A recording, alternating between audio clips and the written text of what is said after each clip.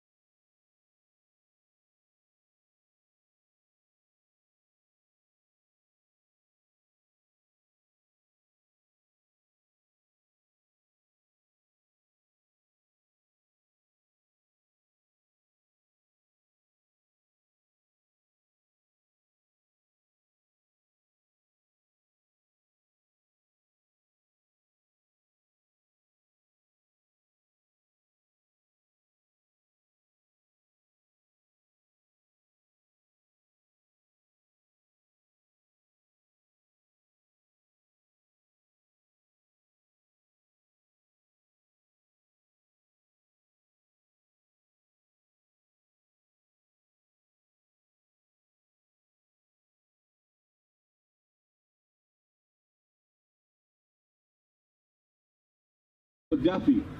She's in band and cheer. Parents Lee Newen, Tom Hoy, Samantha Ashley. Award 4-year letterman in band and 3-year in cheerleading. Her favorite band memory, freshman year on the way back from state football, everyone was fighting over pizza, and when Mrs. Payne got pranked with sticky notes. By the way, Mrs. Payne, if you're here, we love you. Miss you so much.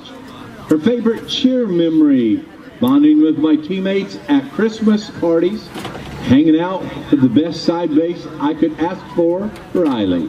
Future plans, I plan to attend VARK and MSU to earn my nursing degree. Ladies and gentlemen, Sophia McDuffie.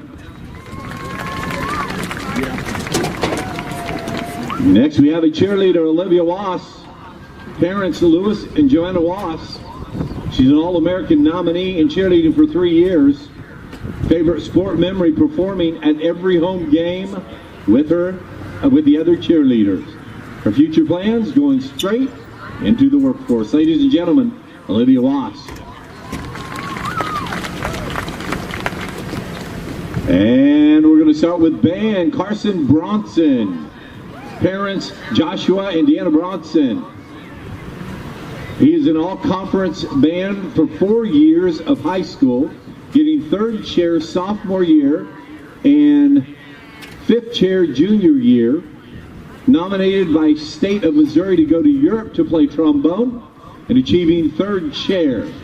Three-time four-state honor band member, been to state for solos every year besides junior year, getting a silver every time.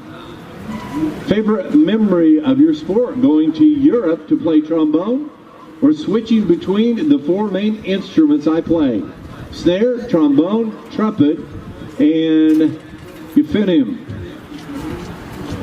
Future plans: either go to college and continue my passion for music, or become an assistant for my parents in home mortgage. Ladies and gentlemen, Carson Bronson. And next, Aiden Laverty. He's in marching band. Parents, Kelly Pomerleau. Thomas Pomerleau is the uncle. The awards are for state band freshman year. Favorite memory of the sport? Getting to go to the Fro Field for the state championship.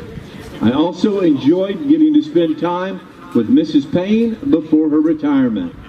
Her future plans after high school: going to Missouri State University to pursue a major in graphic design and art education. Ladies and gentlemen, Aiden Laverty. And next, Alexander Lewis. He's in band and color guard. Captain. Parents, Aroha Hart. Award first state for 3 years at Van. Status as captain for color guard. Favorite memory for the sport? Time spent with friends, specifically Raylan Swinford. With color guard, isn't fighting, they're funny. Future plans: college for performing arts and political science. I'm going with my mom to visit family in Australia and New Zealand. Ladies and gentlemen, Alexander Lewis. Next we have Emma Potter. She's in band. Parents, Scott and Tanya Potter. She's a 4-year participant in all-conference band, receiving first chair her junior year. 4-year participant in the 4-state honor band, receiving second chair her junior year. And 4-year letterer, nominated to go to Europe with the Missouri State Band. Favorite memory is when Kinley and I would flip upside down on our drums when we were doing halftime. Also, all the random stuff we bought from Mrs. Payne's office, such as dancing cactus, blow-up reindeer, pranking her with saran wrap all over her desk, along with the sticky notes, hiding over 200 Snapchat pictures of Kinley and me with filters all over the office, leaving her to find them all year, and all the long conversations we had. Mrs. Payne, we hope you're doing well and we love you so much. Future plans: I plan to go straight into the workforce, the ag business, and enjoy life to its fullest. Ladies and gentlemen, Emma Potter. Next is Kinsley Potter. She's in band. Parents, Mitch, Marissa Potter. Award: I got one in a state as a band for 3 years. Favorite sports memory freshman year: marching season, the seniors buying pink plumes. Future plans: attend an MSSU, join the band, and become a dental hygienist. Ladies and gentlemen, Kinsley Potter. Next we have Garen Schneider. Garen's in band. Parents, Eric and Angela Schneider. Favorite memory: playing during concert session. Future plans: attend MSSU and study environmental science. Ladies and gentlemen, Garen Schneider. And next, Craig Shaver. Craig's in band. Parents, Clark Shaver and Jamie Philippi. Favorite memory: going to Worlds of Fun with friends. And the future plans are going to Brigham Young University. Ladies and gentlemen, Craig Shaver. And next, Alicia Sheriff. Alicia's in band. Parents, Gilbert Sheriff and Elizabeth Sheriff. She's in honor band from 2022 to 25.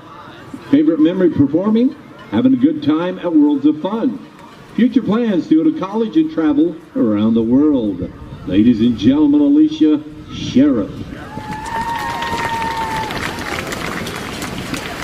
And next we have Taylon Thompson. Taylon's in band and color guard co-captain. Parents Travis Thompson. She was first at state band for 3 years. Her favorite memory, time spent with family, friends, helping out other color guard members who are struggling. Future plans after high school, plan on going to Crowder College and get an art degree to become a tattoo artist, ladies and gentlemen. Taylon Thompson. And next, David Dunham. David's in cross country. Parents Jesse and Jessica Dunham. He's a cross country all-conference and all-state award winner. Favorite memory, running the alleys with the team. Future plans, I plan to work in the field of ministry. Ladies and gentlemen, David Dunham. Next we have Tanner Fowler. Tanner is not here tonight. He's in cross country and band. Parents Jeremy and Beth Fowler. He has all-conference cross country, a 4-year letter in cross country. Favorite memory, going to cross country state my freshman and sophomore year. Advice for underclassmen, push yourself and embrace discomfort. Future plans, attend Missouri Southern State University to pursue a degree in business finance. That's Tanner Fowler. Next we have Brenna Morey. Brenna's in tennis. Parents Kent and Melissa Morey. Awards, 4th place overall at districts in November. Pittsburgh tournament champion, number 1 singles. Conference champion, team member 2024.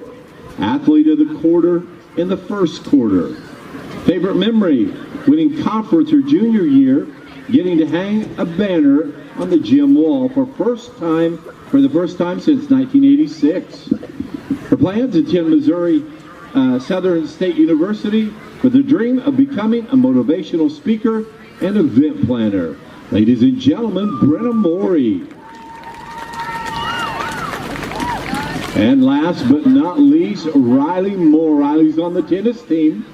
Parents Dr. Chad, Tara Moore. Award 2024 Conference Champs. Favorite memory, beating Furlow in practice and making him run. Future plans after high school, go to Missouri Southern State University to get a degree in nursing and become a registered nurse. Ladies and gentlemen, Riley Moore. And that is our seniors for this year. Would you give them all a big round of applause one more time?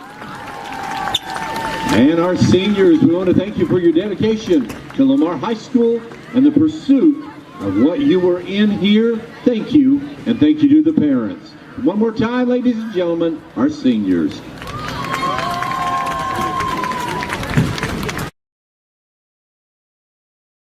"20 minutes from game time here. And let's go ahead and go over our keys to the game. Brought to you by American Family Insurance. Yeah, tonight's keys to the game. We're going to have 5 of them, but they're sponsored by American Family Insurance.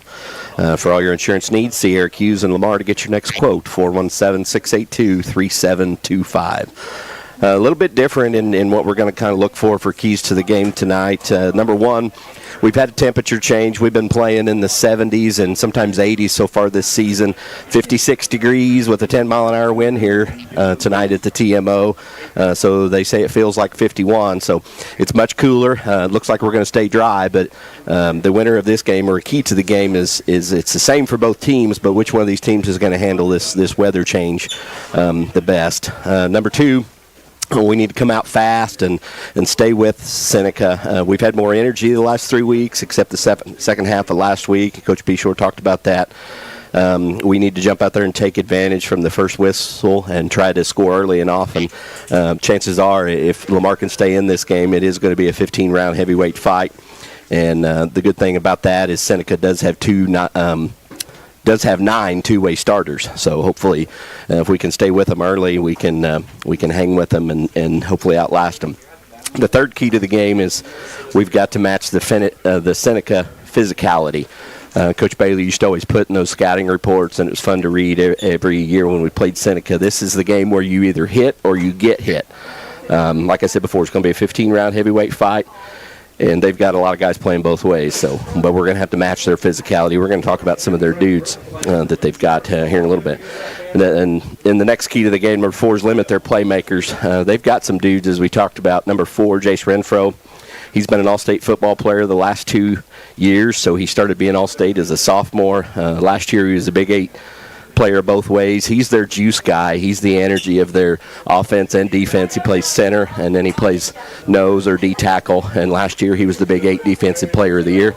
Just so happens he's also a state champion wrestler at 190 pounds. And if you know anything about wrestlers, that's where all the really tough, good ones are. So good kid, very energetic, but he like I say, he's energetic. He was actually ejected at the Monette game a couple weeks ago. So hopefully we can limit his effectiveness. Another playmaker they got's number 7, Roman Miller.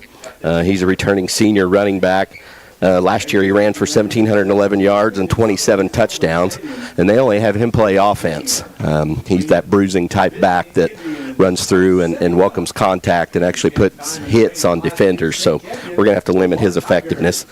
They also have a trio of linebackers that are also in the offensive backfield typically. Good news is 2 of those guys are on the sidelines in sweats tonight, so that's good news for Lamar Tigers, but they're all tough physical football players, and so we'll have to keep an eye on them and limit all of those guys' effectiveness. Finally, and the 5th key to the game is don't be intimidated. We need to play with confidence.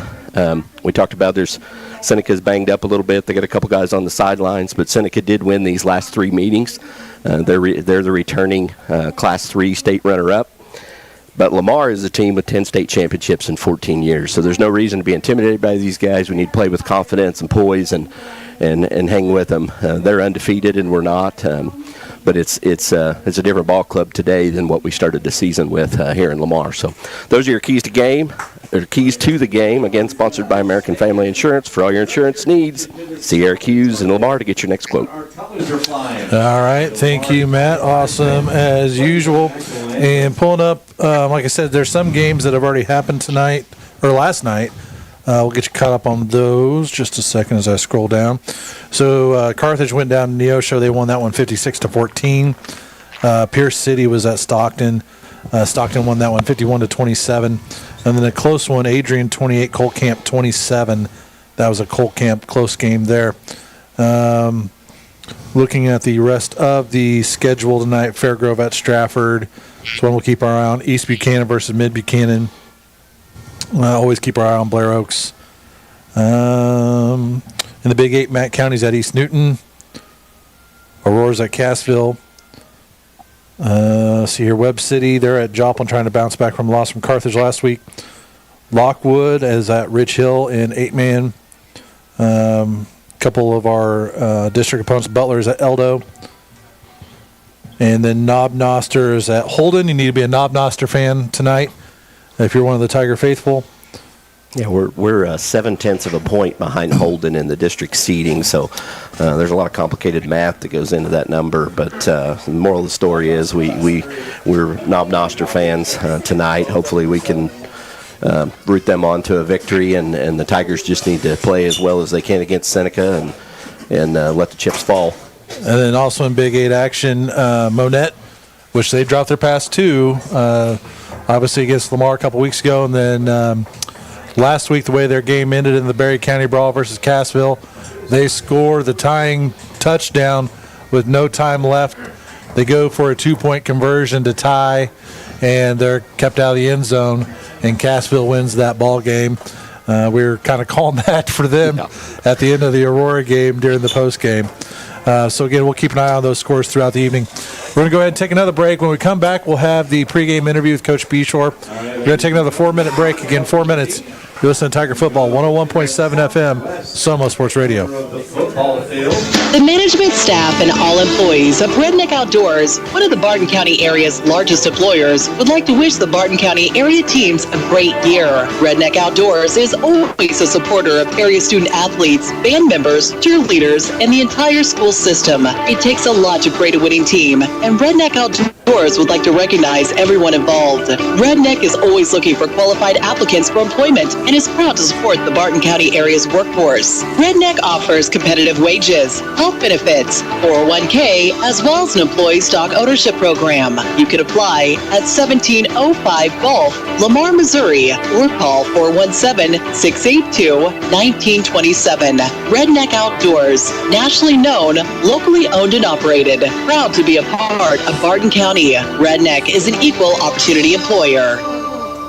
Bearded Bee Coffee Company was born to share the joy of incredible coffee with the world. Bearded Bee works directly with small farms to bring you the highest quality beans while making sure the hardworking farmers are paid a fair price. No matter your position in life, we invite you to experience what coffee was intended to be. Bearded Bee, located across from the old Blue Top, the only local roastery in Lamar. Try one of our signature selections and see what everybody's talking about. Order online and pick up at the coffee spot. Second location coming soon. BeardedBeeCoffeeCompany.com.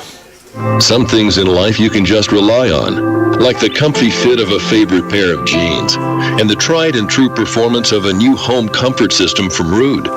So here's to reliability, built into everything we do. Rely on Rude. Get reliable year-round comfort with a new HVAC system installed by the pros at Jones Plumbing, Heat, and Air, the local team you can rely on because the best is not too good for you. Give them a call at 682-2780 and find them fast in names and numbers. Does your car shake, rattle and roll? Barely? Then it's time to see the auto specialists at Stevens Automotive. At Stevens, they have the experience to diagnose your car and get it back to running smooth the way it should be. At Stevens Automotive, they can handle engine repairs, transmissions, brakes, oil changes, air conditioning, you name it, they fixed it. Stevens can get you back on the road with a smile on your face and money left in your pocket. Stop by and have Gary take care of all your automotive needs and grab a cup of coffee. 300 West 12th Street in Lamar, or call 682-3371. Have a great year, Tigers, from Stevens Automotive. It's Friday Night Lights in Lamar, and the Tigers are driving down the field. But you know what's even better than a touchdown? Getting into your dream home with a mortgage. That's a win every time. I'm Nathan Mayberry with USA Mortgage, and just like the Tigers, I've got a game plan. We'll get you across the goal line into a new home. So whether you're buying, refinancing, or just want a strong financial offense, call me, Nathan at USA Mortgage. NMLS 256722, USA Mortgage NMLS 227262, Equal Housing Lender, not an offer to lend. Subject to approval and additional terms apply. You want real pizza made fresh with homemade dough and sauce with all the ingredients? Go to Mother Tucker's Pizza. Your perfect pizza is waiting, and they have curbside delivery, dine in, a daily buffet, fresh daily salad, or you can try nachos, wings, mushrooms, and toasted right out of the oven sandwiches. Mother Tucker's Pizza has 12 specialty pizzas, or they can custom make yours. They also have a huge patio to hang out with friends and family. Come on by before the game. Mother Tucker's Pizza, the pizza you've been waiting on. Next to the golf course in Lamar. Call ahead, 681-0855. Your hometown team for exceptional eye care is Vision Solutions, with locations in Lamar, Nevada, and Webb City. Whether you need glasses, contacts, or medical eye care, Vision Solutions will help you see better and look great. Vision Solutions is a proud supporter of the Lamar Tigers, providing Tiger student athletes with winning edge vision since 1969. Follow them on Facebook or book your eye exam at mindvisionsolutions.com or call 682-3301. You're listening to Lamar Tiger Football on 101.7 FM, Somo Sports Radio. And welcome back, Tiger fans. The Eisenhower Lumber pregame show. Again, for all of your lumber, plumbing, paint, everything else you need for your home or business, go visit them on Gulf Street. About 9.5 minutes out from kickoff, and here's the pregame interview with Coach Behore. Tiger fans, pregame interview with Coach Behore on senior night. But before we get to the big game versus the Seneca Indians, let's recap. A good win on the road at Aurora. Saw some big running out of the Tigers, some good pass plays, and another win in the Big Eight's always a good thing to have under your belt. So, final thoughts on that before we move on to Seneca. I thought we played a really excellent first half, just kind of all the way around. Defense was getting stops, covering the pass really well against a very, prolific passer that Aurora has, very talented kid at quarterback. And offensively, we just got to do what we've been doing best, which is just, line up and run straight at teams. And, we're able to do that up and down the field. So very pleased with that. We did not turn the ball over, which is always a huge plus, and giving ourselves a great chance to win the ball game. And the things you can learn, there's always things you got to learn. We got to come out at halftime better, and we got to finish the team when we have them down. So we lost focus a couple times on defense and offense, where we were giving those guys multiple chances and not finishing drives, and that's part of learning and getting better. So. What we do from here is we gotta embrace the good and then learn from the bad, and I think we're doing that. I think we're getting better at that on a week by week basis. And final regular season game is at home for these seniors against Seneca. It's one of those games that even if you don't really follow the Lamar or Seneca program, if you're just a fan of football, that's a game that people will circle and say, hey, I might venture on down to Lamar to watch that one. So tee up this bout versus the Indians for the Tigers. Well, I mean, obviously they're conference champs. They've handled everyone all year long. They've got some very talented kids, very extremely well coached. Coach Hilburn, I can't give him enough praise and what he's doing over there with those guys.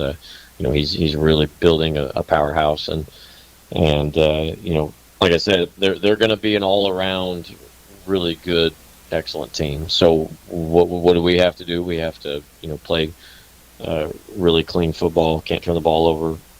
Gotta get running the ball downhill, being physical, and then just take away the stuff that they want to do offensively, which is extremely hard to do because they got a lot of stuff that they can do. So. It's all about the little things for us this week, and we got to get better each day. We got to get better on Friday, and it's a great opportunity for us before we go into our Class 2 postseason play. Yeah, you can't ask for too much tougher of an opponent when you got the current Class 3 ranked number 1 team. A bitter rival within the Big 8, just to kind of test your mettle, and then like you said, next week. District starts, and that's where the real season begins traditionally for the Lamar program. Yeah, I mean it's that's the special part of the year. The games you remember are played in November, but our conference has always done a great job of preparing us for the playoffs, and so you always prepare to win, you always prepare to compete really well, and and then some years in our program that it's been a deal where we can. Be at the top of the league. And then, there's been years and when the program was really starting to get rolling, Big 8 success was still hard to come by. So our mentality with our kids is we just got to get better. And you get an opportunity to play the best team in Class 3, the best team in the conference right now. Let's go do what we do and get better, play really clean football and see what happens. And I know our kids are having a great week of prep, and I'm excited to see what they can do on Friday. All great things there, Coach. We look forward to it. We look forward to visiting with you and the seniors in the post game and moving on to the postseason. Appreciate it, Coach. Yep. Thank you, Kevin. And I know we say it every week, but we appreciate Coach Behore for carving out a little bit of time of his day.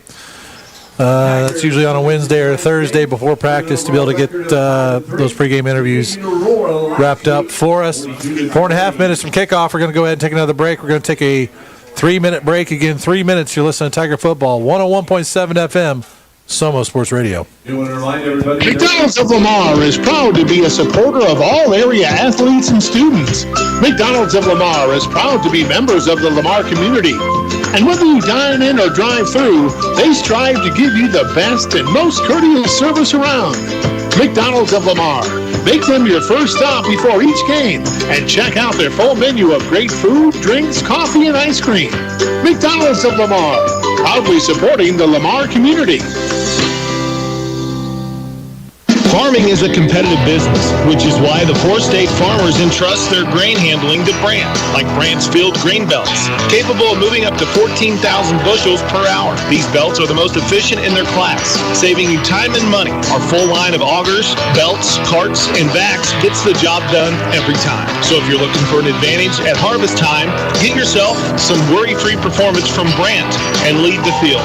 Check out Seton Farm at their new location at 33 Northeast 1st Lane, just north of McDonald's in Lamar. Check them out online at SetonFarm.com or give them a call at 417-682-6465.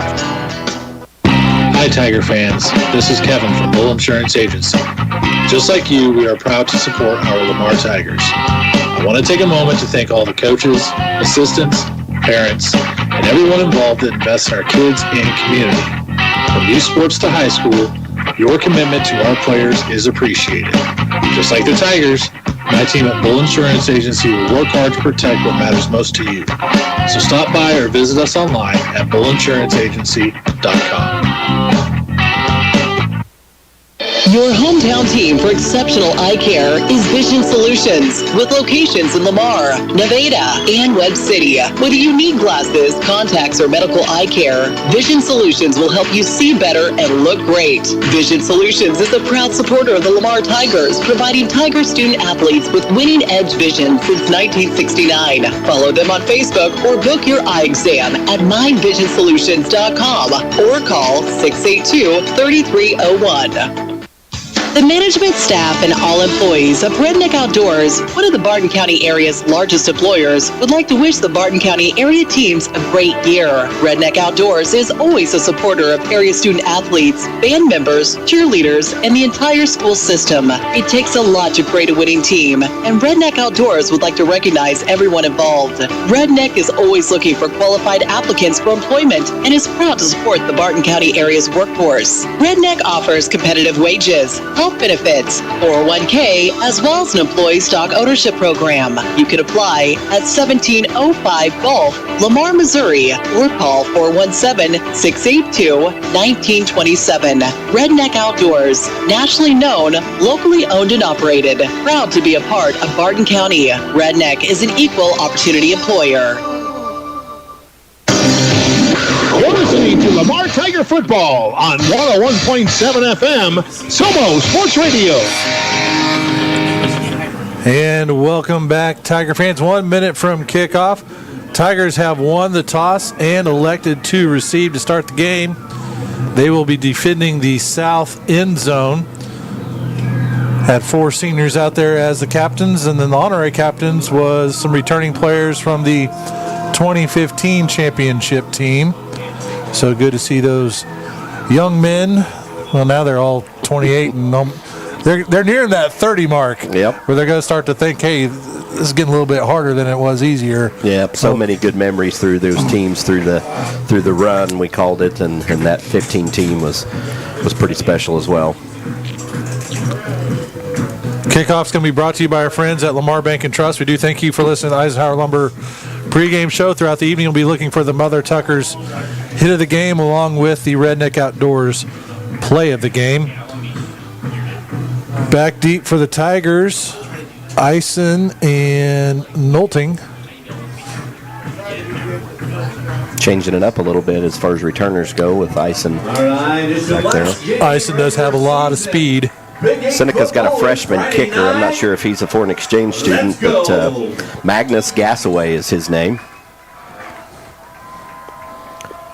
Kind of a strange kick, kind of a lame duck. Picked up at the 25 by Nolting.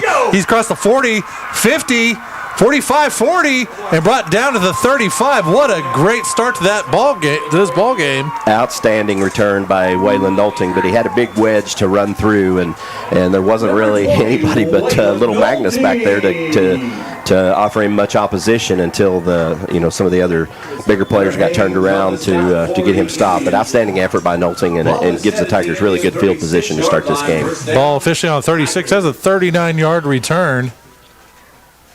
One receiver left, one right. Powell in shotgun.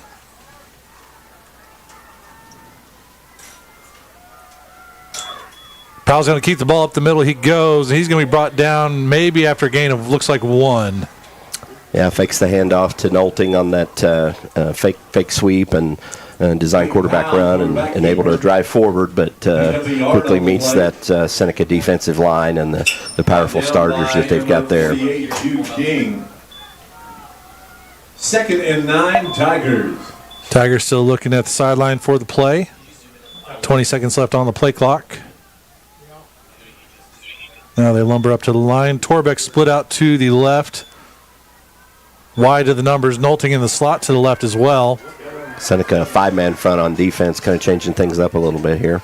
Going to be another quarterback keeper by Powell. He dives forward. He's going to pick up 2. Clayton Powell, quarterback keeper again. We've seen a variety of defensive fronts this season from the Tigers' opposition, and it's makes it a little bit of a challenge to prepare for. Typically, we see a 4-man front, but some of the more successful teams defending the Tigers have gone to a 3-man or a 5-man front. That's what the Seneca Indians do here to start the game. 3rd down and 7 for the Tiger offense. We talked about 54, Jace Renfro pregame. They're kind of moving him around a little bit on the line, the position he's playing. So Torbeck split out to the left, Nolting to the right. Here's the snap, going to be a handoff. Terran Williams now reversed to Nolting, and he finds a seam. He's brought down at the 25. That's going to be good enough for a Tiger first down. Yeah, a couple of Seneca defenders bid on that. They've seen Terran Williams on film running a lot, and they bid on that fake to Terran Williams and really gave Nolting a good running room. He got a couple of blocks and able to get clear back in the secondary before he's able to get brought down. So first down, Tigers. First down brought to you by Stevens Automotive. Tigers keep the drive alive like Stevens Automotive keeps your car rolling. 10:04 left in the first quarter. First possession for the Tigers. No score so far. 2 receivers to the left. Powell and shotgun. Going to be another quarterback keeper up the gut. He goes, and he's going to be brought down by 5 or 6 Indians. He's going to get maybe a yard on that run. Yeah, just a similar play. Clayton tries to run it forward there, and we see the strength and the well-coached, the good coaching from Seneca. They had 7 or 8 hats on Clayton as he crossed the line of scrimmage, so not much gain there on that play. Torbeck and Nolting to the left side of the formation. Nolting goes in motion left to right. Going to be a handoff to Moore, and he's going to be brought down for no gain. Yeah, first time we've seen Jaden Moore get the ball tonight, and he tries to run to the sideline and get the edge, but just doesn't not able to get there, met by the Seneca defense. These guys are big from Seneca. They've got good strength and conditioning, good wrestling program, but they're also got some speed. Receivers march their way out to the right side of the formation this time. Line shifts around a little bit, and the Indians shift along with them. Nolting goes in motion right to left. Going to be a quarterback pass. Now he scrambles, trying to find some more room to run. He's going to get past the 15. That's going to be very close to a first down. Clayton Powell. And they say move the chains. Chains move another. Yeah, Clayton drops back. I'm not sure if he intended to pass, but he had Nolting right up the middle and just elected not to pass and able to break a couple of tackles, kind of arm tackle things. Some kids were out of position from Seneca, and he's able to move forward and pick up the first down. So good drive so far, good momentum for the Tigers. Ball on the 13-yard line, both receivers to the left. Now they go under center. Going to be a handoff, I think, to Moore. And brought down. Moore, 22 on the carry for the Tigers. Yeah, Jaden just takes that handoff and hits that Seneca D line hard. Just not much movement there. Picks up a couple though. So brings up 2nd and 8. He'll be on the Seneca 11. 7:43 left in the ball game. Still no score. Tigers in the red zone. In the first quarter. Sorry. Yep, Tigers in the red zone. Drive started from their own 36 from the Seneca 36 after a great return by Nolting. 1 receiver to the left, 1 to the right. Nolting goes in motion left to right. Going to be a handoff to him trying to get around the right side, and that end's able to catch him and bring him down for a loss. Waylon Nolting. Yeah, that defensive end just able to get around the Lamar tight end, guy playing tight end there, and Waylon just gets out there and then gets gobbled up. So bring 3rd down and 10 for the Tiger offense.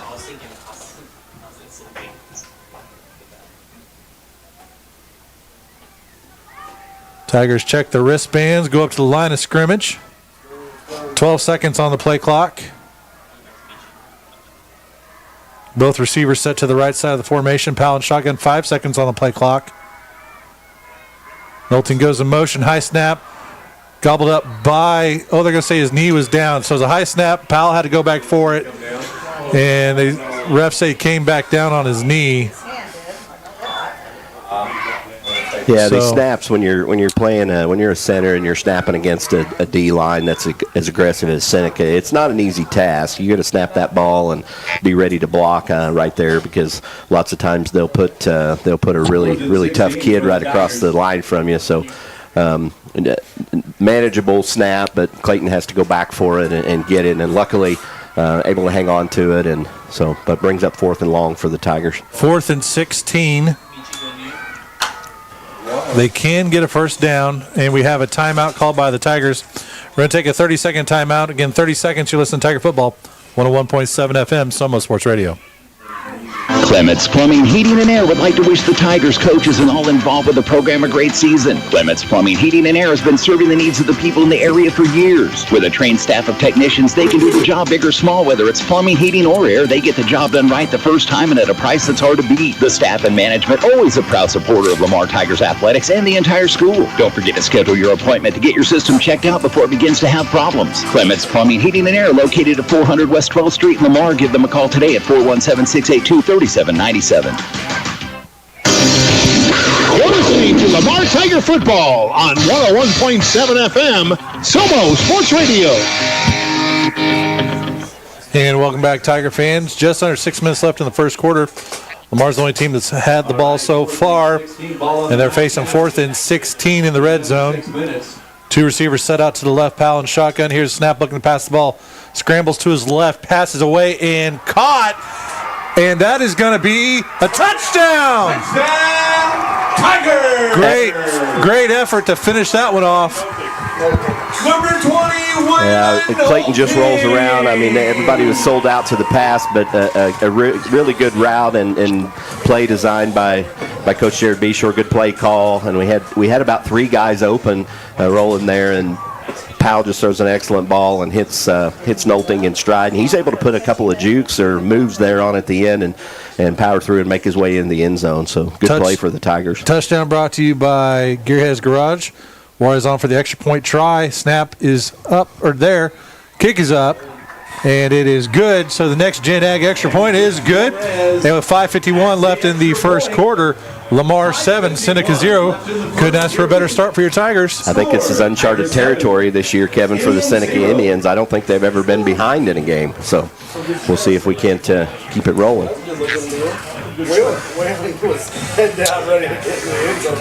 That might be an early Redneck Outdoor play of the game to remember.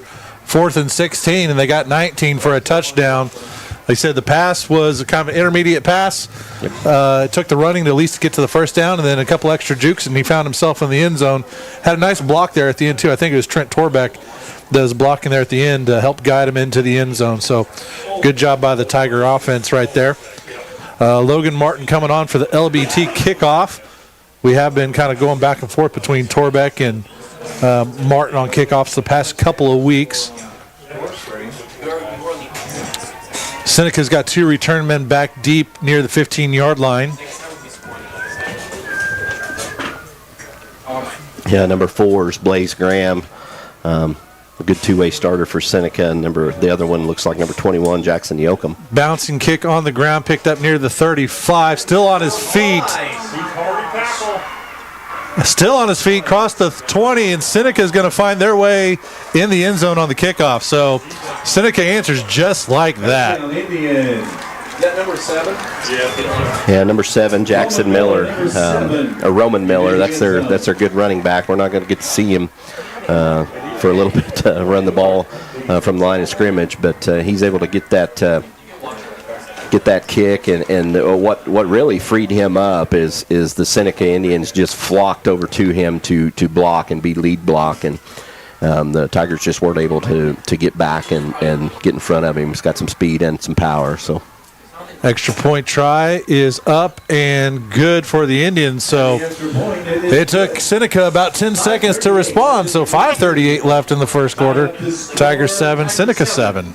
Yeah, we knew Seneca had a powerful offense. Their defense statistically has been a little suspect. They've allowed a lot of points in some of the games. They really had a close game with Monette. Of course, we know how powerful that offense is, but their defense really has been statistically a little suspect. And if we can just keep this going, Kevin, and have long sustained drives and be able to score, that's part of the battle as we remember from the last game we had here against Monette. It's one of those deals you have to look at. If the plan is to try to kick it midway down the field, just kick that sucker out of bounds and let them have it at the 35. Yep.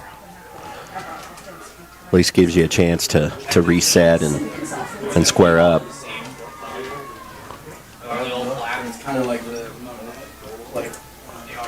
Two returners back deep for the Tigers with Kyler Eisen and Waylon Nolting.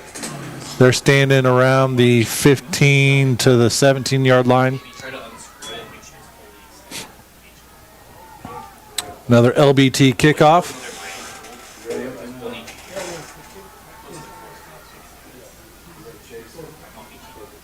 Kind of a little pooch kick here. Nolting comes up, catches it around the 25, and now he's running up. Nope, he thought he was about to find a seam along the sideline, but he got wrapped up. And he's going to be brought down around the 37-yard line. Yeah, good catch. It was an end-over-end kind of pooch catch. One of those that are a little harder to catch, but Waylon does a good job getting it field, getting under it, and getting it caught, and running forward with quite a bit of momentum. Just didn't get the blocks this time that he got on the first return. So ball just shy of the 38-yard line. First down 10 for the Tigers. Torbeck and Nolting setting up shop on the left side of the formation. Powell in shotgun. Here's the snap. Going to be a handoff. Looks like to Moore, and he's going to be brought down for no gain.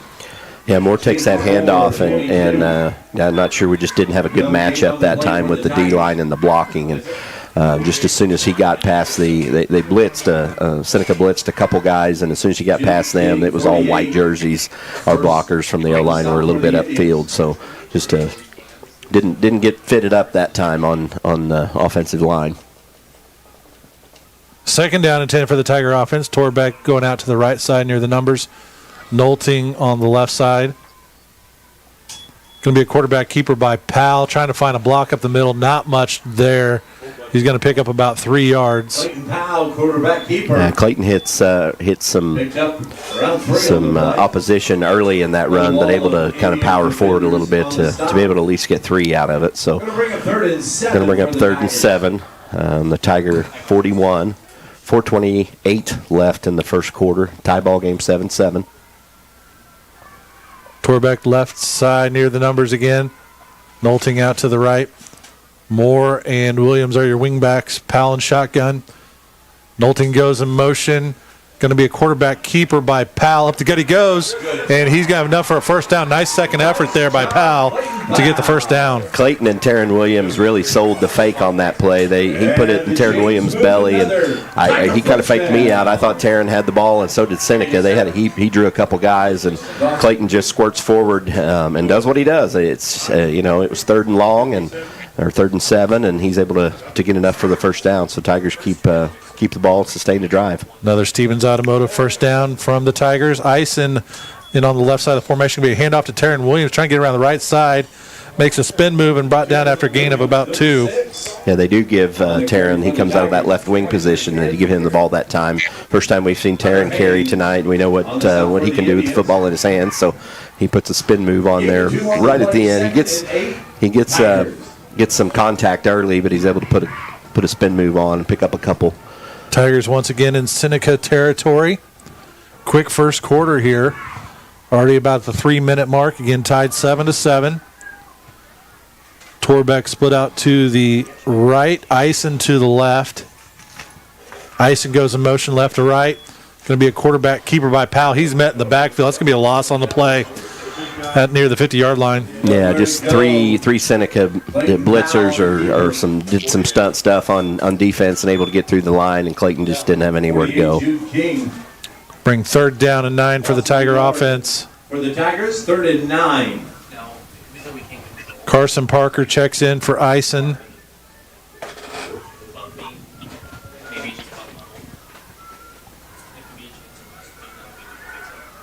Torbeck split out wide to the left side on the numbers. Williams joins Powell in the backfield this time. Powell goes into motion, going to be a quarterback keeper by Williams. He's met in the backfield, spinning off some tackles, gets back across midfield, now just pushing a pile, and they're going to call him. Nope, he's still going. Takes a while for him to blow the whistle on that one. He gets up to the 47-yard line. That's what he brought down.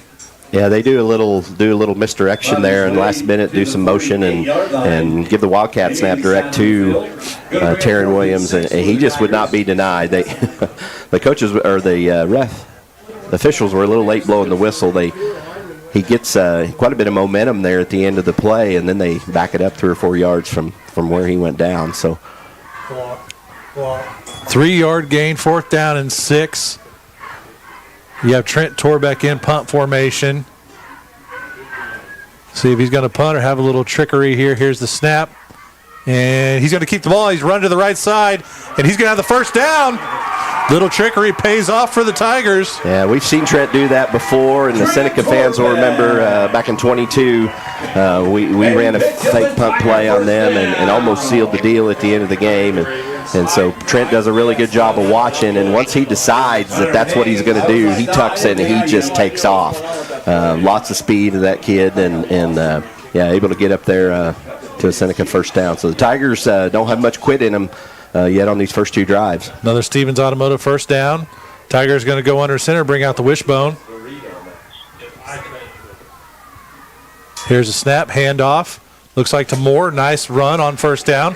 Crosses to about the 30-yard line. Yeah, Jaden Moore lines up in the backfield that time, right behind Powell, and so when he gets the ball, he's got a full head of steam and just able to power through some arm tackle, just light contact stuff, and able to make a good 5-yard gain. Just under a minute left in this ball, in the 1st quarter. Lamar 7, Seneca 7. In the wishbone once again. Moore and Williams are in the backfield. Going to be a handoff to Williams this time. Again, pushing a pile here. Still going on his feet. Still pushing the pile. He's got the 1st down. What a run. This way. Inside of the 25. Taryn Williams, just as we talked about, so strong, and it doesn't matter if he gets contact. He's one that's super athletic and a lot of power in those long legs, and just able to keep those legs churning and pushing forward. And when he gets a couple extra pushes from as black shirts gather around him, it's just been able to keep up the momentum. So and Tigers going to be content to end the 1st quarter tied 7-7. We're going to go ahead and take a 30-second break. Again, 30 seconds. You listen to Tiger Football, 101.7 FM, Somo Sports Radio. Tigers 7. Deary Grill and Chill of Lamar invite you to check out the new DQ app. Explore the menu, order ahead with easy ordering, save with weekly deals and more. Your go-to app is now cooler than ever. Locate Dairy Grill and Chill on the app and see how easy it is to order your fave eats and treats. Repeat your orders in a flash with one-click reordering and speed things up with the addition of Apple Pay. Only at DQ. Happy tastes good. You're listening to Lamar Tiger Football on 101.7 FM, Somo Sports Radio. And welcome back, Tiger fans. Well, if you're looking at, we need to control the clock. Tigers had that ball for about 11 minutes and 50 seconds. Outside of a kickoff that Seneca was able to return, it was all Tigers.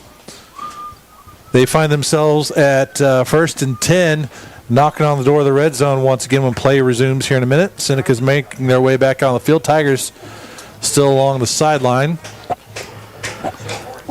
Yeah, I echo those comments, and man, if we want to hang with a very powerful offense as we did against Monette, time of possession is going to be key. And Tigers just dominate the time of possession thus far in the game. Seneca's offense hasn't taken a snap. Yep. So, all right, still in the wishbone. First down and 10 for the Tigers. Here's snap, going to be a handoff to 11, Luis Salas. Yep. And we don't see Lewis run the ball very often. He's typically the lead blocker on that wishbone package, but starting defensive tackle for the Tigers and good senior player. Or is he? No, he's a junior, I believe. Junior. Yep. Ball on the 22. Second down and 8. Sticking with the wishbone. Clayton goes underneath center. Going to be a handoff to Moore.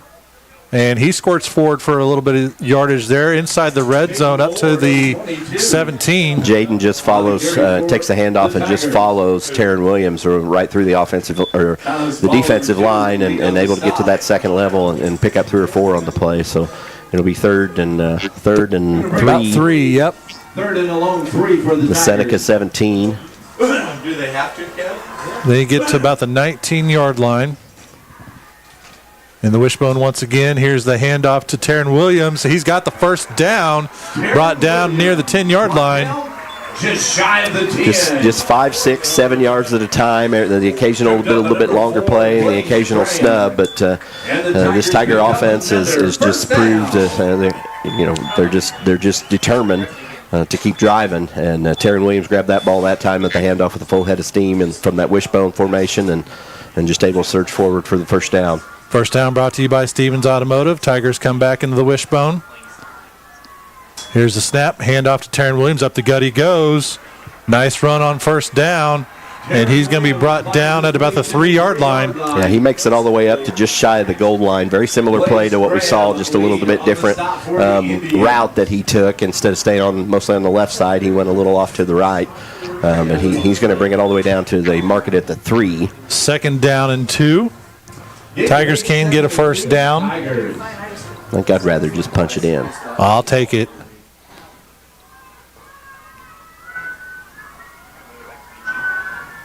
Believe it or not, they're staying in the wishbone. Hey, if it ain't broke. Going to be a handoff to Moore. He's gobbled up pretty quick. The ball's on the ground and recovered by Seneca. I don't see an official saying that yet.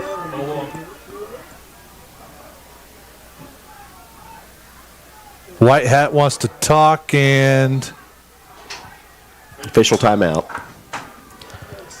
All the Seneca players certainly motion in that way, but the official's not quite so sure, so they're going to see what happened there. It's hard to tell when they get in this scrum on these short yardage situations. Look like Lamar's going to keep the ball. Lamar's going to keep the ball. Let's see. They're going to move back, so loss of 1. 3 Tigers.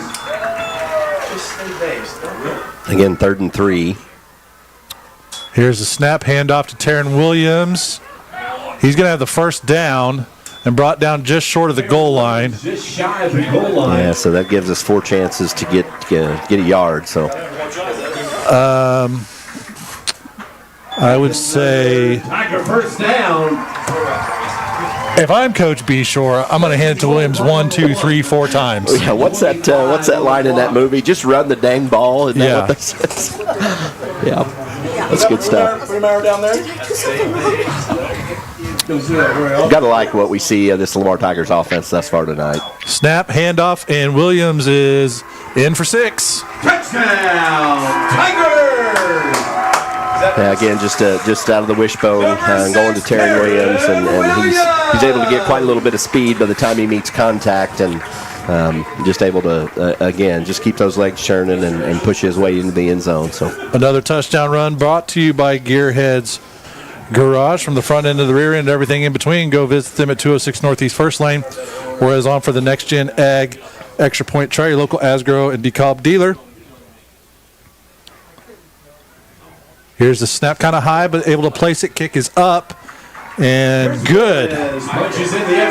So with 9:07 in the second quarter, Lamar 14, Seneca 7. We're going to take a 30-second break. Again, 30 seconds. You're listening to Tiger Football, 101.7 FM, Somo Sports Radio.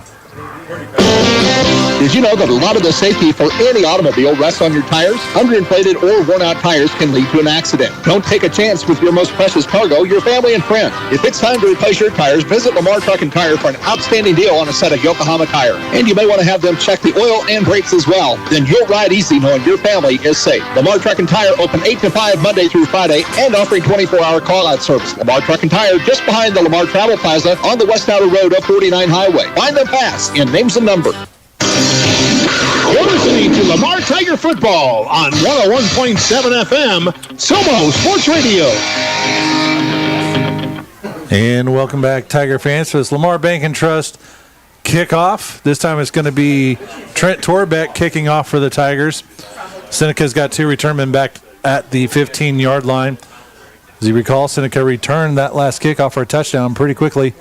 Otherwise, it's been all Lamar so far in this ball game, having the ball for almost a full 13 minutes in a quarter and 3 minutes. Here's the kick. End-over-end kick's going to bounce at the 20 and driven out of bounds. And number 4, Blaze Graham's going to field that ball and is about to go out of bounds, and he grabbed it and able to pick up 2 or 3 before he steps out. So we'll get to see the Seneca offense for the first time. They're without quarterback Brody Probert tonight, starter number 9. Who was their running back? Number 7, Roman Miller, lined up, and we got number 5, Brant Laughlin at quarterback. He hands off to Miller. And nice play by the Tiger defensive line. Holds them to just a 3-yard gain. Yeah, there's Tiger D-line able to swarm right to the ball. He'll pick up. What number was that 3. runner? That was 7, Roman Miller. Roman Miller, number 7. We talked about the success of Miller last year and how they only use him on offense, and he was the one that returned that kickoff for a touchdown too, so very capable runner. 3 receivers to the left, quarterback in shotgun, running back on his left hip. Here's snap, looking to pass the ball. Quick screen pass out to the left. 1 tackle is broken and then brought down at the 40-yard line. That'll be good enough for a Seneca first down. Yeah, Brent Laughlin, number 5, playing quarterback tonight, goes over to number 23, Hunter Haynes, another senior that's a good receiver for him. He was open in the flat, makes an easy catch, and we're able to get him tackled quick, but not before he gets that first down. So 1 receiver left, 1 right. Quarterback in shotgun. 2 backs in the backfield. There's a flag. One of those backs flinched. That should be a false start, and it is. False start penalty against the interesting situation if you're a Seneca Indian. This is not a position you're used to being in. You come in 8-0 against a team that's 5-3, and you think you should have the advantage. And a lot of ball game less, obviously, but not a position the Seneca Indians are used to being in. So 1st and 15.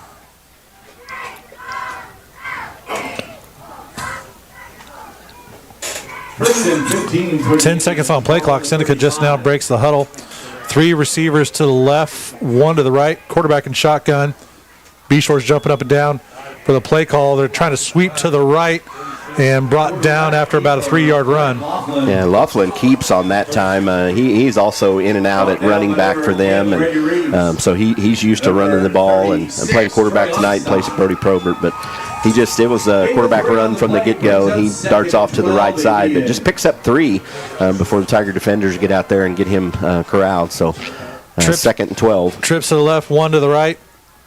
Quarterback and shotgun, running back on his hip. One of those trips motions left to right. Going to be a handoff to the receiver, and there's nobody on him. Stiff arm, and he's still on his feet. He's at the 30, the 20, and Trent Torbeck's able to bring him down. Yeah, that's number 23, Hunter Haynes, takes the handoff that time. He's got some speed. Typically plays receiver, but they give a direct handoff to him that time, and he just darts around the edge. Nolting had a bead on him, but not able to get him corralled.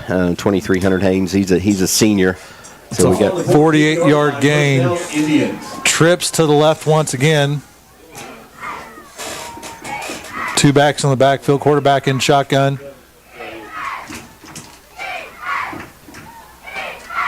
There's a snap, going to be a pass out to the flat again, and it is caught, and the Seneca Indians are in for another touchdown. Yeah, number 4 was the wideout, Blaze Graham, and he doesn't even hardly take any steps, just just kind of stays there as the Lamar didn't have enough defenders over on that side. So as soon as he caught it, he had a pretty clear path to the end zone. He's able to get there. So again, Seneca scores very quickly. He is athletic. Took just over 2 minutes on that drive. Here comes the extra point try. Not quite ready for it. Snap is high, and the kick is up and good. So 6:42 left in the second. Lamar 14, Seneca 14. We're going to take a 30-second break. Again, 30 seconds. You listen to Tiger Football, 101.7 FM, Soma Sports Radio. Missing that human touch with your bank? Come talk to a real person at Community National Bank and Trust, your local bank that's small enough to know you, yet big enough to offer the best products. Your busy lifestyle requires banking options like mobile deposit and people-to-people pay. With locations in Southeast Kansas and Southwest Missouri, let Community National Bank and Trust keep your finances safe and your spending smarter. Visit mybankcnb.com for a location near you. Community National Bank and Trust, federally insured, locally awesome. You're listening to Lamar Tiger Football on 101.7 FM, Somo Sports Radio. And welcome back, Tiger fans. Another Lamar Bank and Trust kickoff. Those are coming quick. Speaking about coming quick, Blair Oaks 28, Southern Boone 3 in the first quarter. That one's a bloodbath already. Every day, whether you need it or not. Lamar's got 2 men back deep near the 15 with Eisen and Nolting. Little high pooch kick caught near the 25 by Nolting, and he's going to be brought down at the 36. Yeah, that Magnus, the kicker for the Tigers. Seneca's kind of got a strange approach. He kind of sidesteps a little bit and almost side kicks it, but high pooch kick, and Nolting gets it caught and able to run forward. We talked about a lot this season how hard he runs, kind of an undersized, just sophomore player, but lots of heart and runs hard every time he gets the ball. So. Against the Tigers. There was a holding penalty on that by the Tigers. So the Tigers will have the longest field they've had so far this night. And the good news about that is we can just keep the momentum going. It takes more time to get there. So 6 minutes and 33 seconds left. So we'll have to get to the end zone in that time period. 2 receivers to the left, Powell and shotgun. Going to be a handoff to Williams as a wingback, breaking tackles, and he's going to cross the 30-yard line. So about a 10-yard run on first down. Yeah, Seneca is real aggressive on defense that time, sends a couple guys, and one of them gets a hand on Taryn as he comes around the edge, but not able to get him brought down, and then he's able to kind of shimmy shake through the second level and able to get out there for the first down.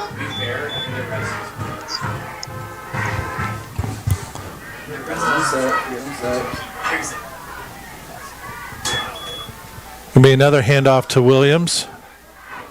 He kind of backpedals his way. Williams, number 6, on the carry again for the Tigers.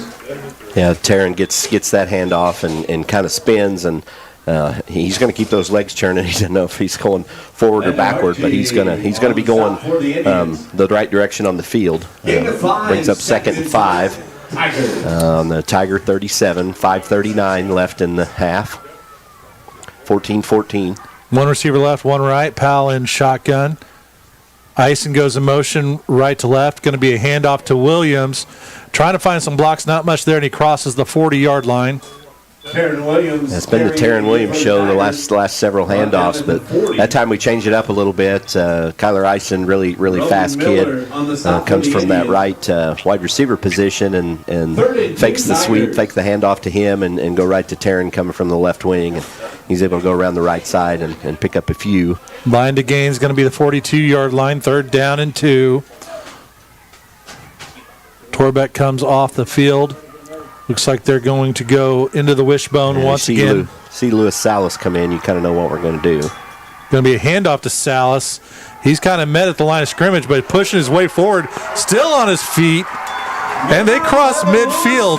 They pushed him another 10 yards. Cali Lou, they call him. Salas, a transfer in here from California a few years ago in junior high, but good kid, hard runner, works hard in the weight room.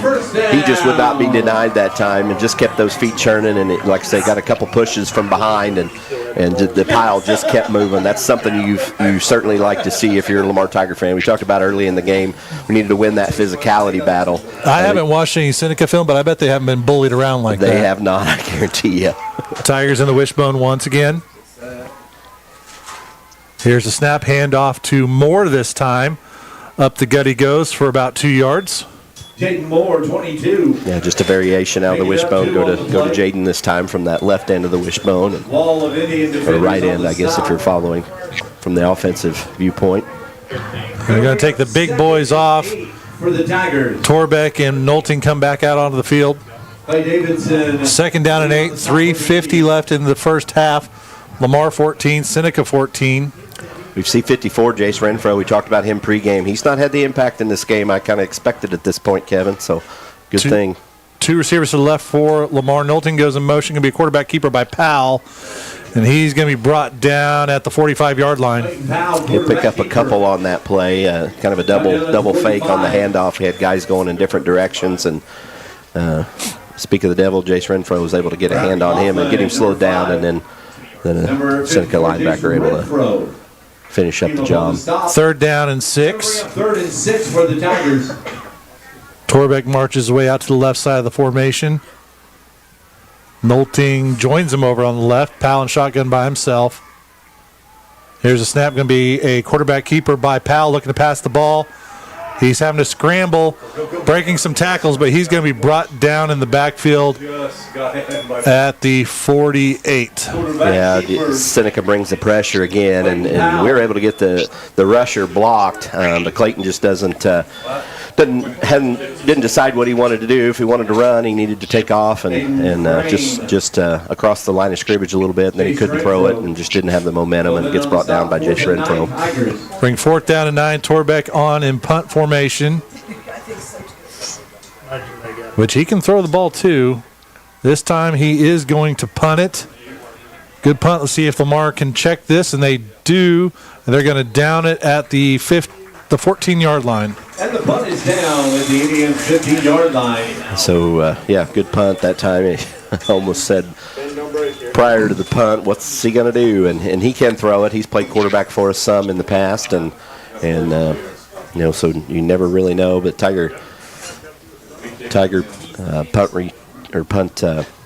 kickoff team runs down and gets that thing covered. So Seneca's going to have a long field. Seneca's got 2:16 to work with and 3 timeouts.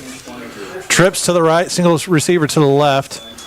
Going to be a handoff and running around that right end, but nowhere to go. Brought down for no gain. Yeah, 7 meets 7 that time. Carson Parker comes up from the linebacker position and able to tackle Roman Miller. We talked about pregame. He's a lot of yards, a lot of touchdowns last year as a junior and a senior this year. He is playing some defense tonight. There, as we said, Seneca's a little banged up, so he's playing linebacker on defense, not something he's used to. So we'll see how he handles that. Single receiver left, single receiver right. It's going to be looking to pass the ball, pass away to the middle, and caught. Great catch. Brent Laughlin that time with a nice ball out to Blaze Graham. Trent Torbeck's right there with him, but Graham does a good job of placing his body and squaring his shoulders where Trent couldn't get around him to get his hands on that ball. Makes a nice catch, sort of a big game for the Indians. Ball on the 41 of Seneca. 1:24 clock runs. 3 receivers to the right, single receiver to the left. Here's a snap, looking to pass the ball. Quick pass out to the left. And he's got a block still on his feet, now pushed out of bounds. That's complete to Yeah, Laughlin goes out to 23. Hunter Haynes again near the sideline. And he's able to move forward and break the initial contact. Eventually gets just pushed out of bounds. These Seneca kids, so physical, one-on-one, and we get them in space, they're all pretty hard to tackle. Seneca will receive the second half kickoff. Lamar trying to prevent the chance of a double dip here. Trips to the right, single receiver to the left. Here's a snap, looking to pass the ball, scans the field, and they're going to bring him down in the backfield, maybe. Finally they do. Yeah, Lamar brings a lot of pressure that time on the 1st and 10, and Laughlin backed up like he was going to pass, and I think that was the intention, but had some coverage and looked up and had about 4 Lamar Tigers in his face, so tackled for a loss. I'm not sure who got the sack on that play, but I think Briar Edson was the first one there, so good play by the sophomore. Seneca takes a timeout. We'll stay right here, a little late getting that timeout called in for us while I was typing in the stats here. So it's going to bring 2nd and 15 for Seneca. Under a minute left in the first half. Be sure to stay tuned for the Jones Plumbing Heating Air halftime show. We'll go over stats and scores from around the area and our thoughts on this game so far. It's been a really quick one. We've only been playing football for 41 minutes and it's almost halftime. You talked about Briar Edson, the sophomore. One thing about Seneca, 11 seniors on this team, and 9 of them are 2A starters as seniors. So certainly like what we see from our young Tiger team, and being able to play with these guys and to be tied going into halftime would be a good thing. Trips to the left, single receiver to the right. Quarterback stands in shotgun. Now one of those trips receivers goes left to right. Quarterback scans the field. Now he takes off upfield, and he's brought down in the backfield once again. Once again, number 8, Briar Edson, is got a bead on Laughlin as soon as he takes that ball. He had some receivers going, but Tiger young D-backs able to stay with those receivers and not give him any place to go. And Tiger linebackers just tracking him down. An outstanding play again by Briar Edson. 3rd and 17, trips to the left, and now Seneca takes a timeout. They wasted 10 seconds there by not calling that timeout. Yeah. We're going to take a 30-second break. Again, 30 seconds to listen to Tiger Football, 101.7 FM, Somo Sports Radio. Bearded Bee Coffee Company was born to share the joy of incredible coffee with the world. Bearded Bee works directly with small farms to bring you the highest quality beans while making sure the hardworking farmers are paid a fair price. No matter your position in life, we invite you to experience what coffee was intended to be. Bearded Bee, located across from the old Blue Top, the only local roastery in Lamar. Try one of our signature selections and see what everybody's talking about. Order online and pick up at the coffee spot. 2nd location coming soon. BeardedBeeCoffeeCompany.com. You're listening to Lamar Tiger Football on 101.7 FM, Somo Sports Radio. And welcome back, Tiger fans. 28 seconds left in the first half. 3rd down and 17 for Seneca. Ball on their side of the 50. Trips to the right. Looking to pass the ball. Quick pass out to the flat to Graham, I believe. That's Roman Miller. Miller. Yeah, kind of a misdirection play. The Tigers bid on it a little bit. And he was out there wide open, and they go to him, and he's able to run up the field without much opposition until he makes this big gain. So there's a flag on the play, and they're backing up. Holding on Seneca. Seneca Indians is the call. Seneca really starting to get visibly rattled. There's guys hitting their helmets, and like we said, certainly a well-coached and outstanding talent team, just not used to playing in this position. Give credit to the Lamar Tigers. So the ball's on Lamar 48, 3rd down and 12. Looking to pass the ball, pass away. They changed quarterbacks. High pass, incomplete. Yeah, they go to 13. Clay Davidson, just a sophomore that time, so a little different look. And he well overthrows his intended receiver, trying to go to number 8, Drew Sherwood.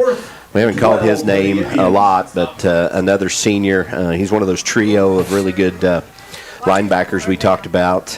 He goes out on a pass play that time, so but not working. They're going to bring up 4th and 12.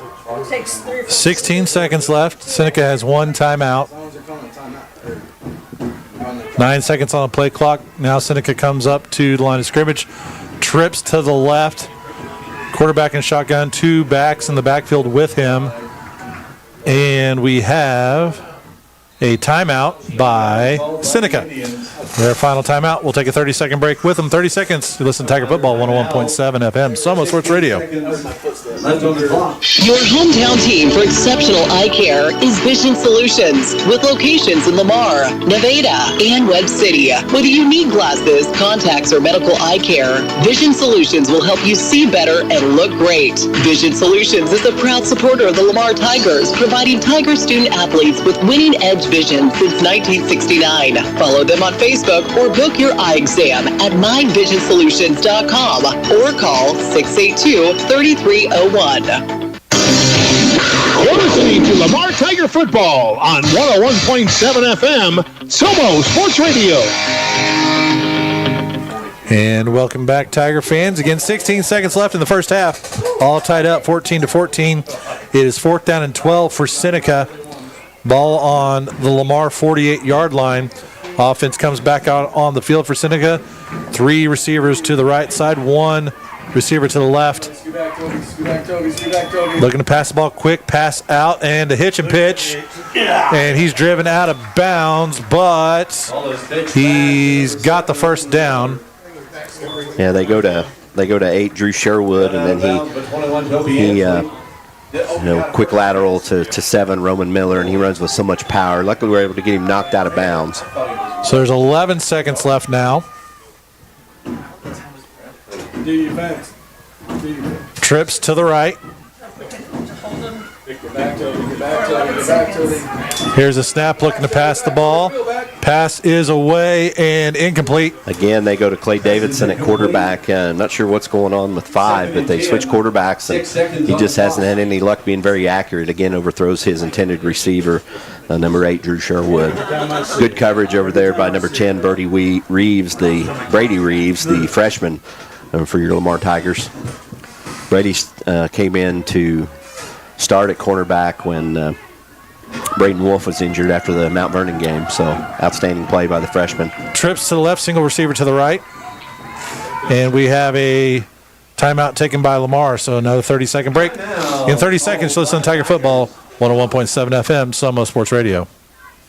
Want real pizza made fresh with homemade dough and sauce with all the ingredients? Go to Mother Tucker's Pizza. Your perfect pizza is waiting, and they have curbside delivery, dine in, a daily buffet, fresh daily salad, or you can try nachos, wings, mushrooms, and toasted right out of the oven sandwiches. Mother Tucker's Pizza has 12 specialty pizzas, or they can custom make yours. They also have a huge patio to hang out with friends and family. Come on by before the game. Mother Tucker's Pizza, the pizza you've been waiting on. Next to the golf course in Lamar. Call ahead, 681-0855.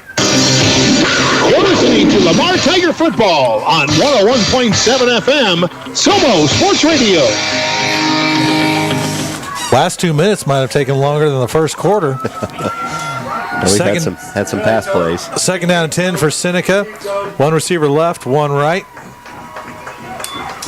Looking to pass the ball. Davidson scans the field, passes to his left, incomplete, well short. And 1 second left on the clock. Yeah, Davidson well overthrows his intended receiver. Just got a little too much on these passes. Again, tall kid, but just a sophomore. Sorry. 3rd down and 10. We're all looking at the clock operator up here like 1 second. 1 second, really? Scratch your nose next time. I honestly wasn't even looking. Trips to the left. 2 to the right. Here's the snap. Davidson scans the field, passes away to the right. Turn around. And they're going to call pass interference on that play. Plays over there. So Seneca will get one more try. Defense can't end. Yeah, 10 Brady Reeves over there. Good pass defense on number 8, Drew Sherwood. Against the Tigers. So they'll get one untimed down right here.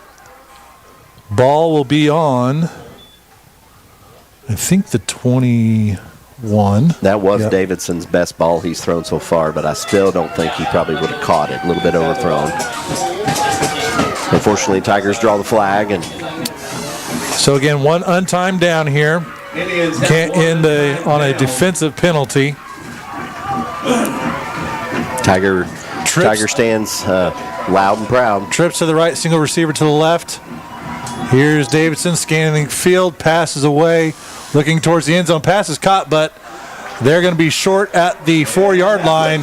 Now bringing it into the first half, where we have a tie ball game. Lamar 14, Seneca 14. Stay tuned for the Jones Plumbing, Heating, and Air halftime show.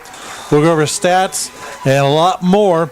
We're going to take a 4-minute break. Again, 4 minutes. You're listening to Tiger Football, 101.7 FM, Somo Sports Radio. Eisenhower Lumber is your full-line lumber and hardware store, working to provide contractors, carpenters, and the do-it-yourselfers quality products and friendly service at competitive prices. How about Valspar Paint and Holland Grills? Eisenhower Lumber is your source for plumbing, electrical, paint, building materials, millwork, and lawn and garden. Eisenhower Lumber, 903 Gulf in Lamar, or call 682-5545. Find them fast in names and numbers. Clements Plumbing, Heating, and Air would like to wish the Tigers coaches and all involved with the program a great season. Clements Plumbing, Heating, and Air has been serving the needs of the people in the area for years. With a trained staff of technicians, they can do the job big or small. Whether it's plumbing, heating, or air, they get the job done right the first time and at a price that's hard to beat. The staff and management, always a proud supporter of Lamar Tigers athletics and the entire school. Don't forget to schedule your appointment to get your system checked out before it begins to have problems. Clements Plumbing, Heating, and Air, located at 400 West 12th Street in Lamar. Give them a call today at 417-682-3797.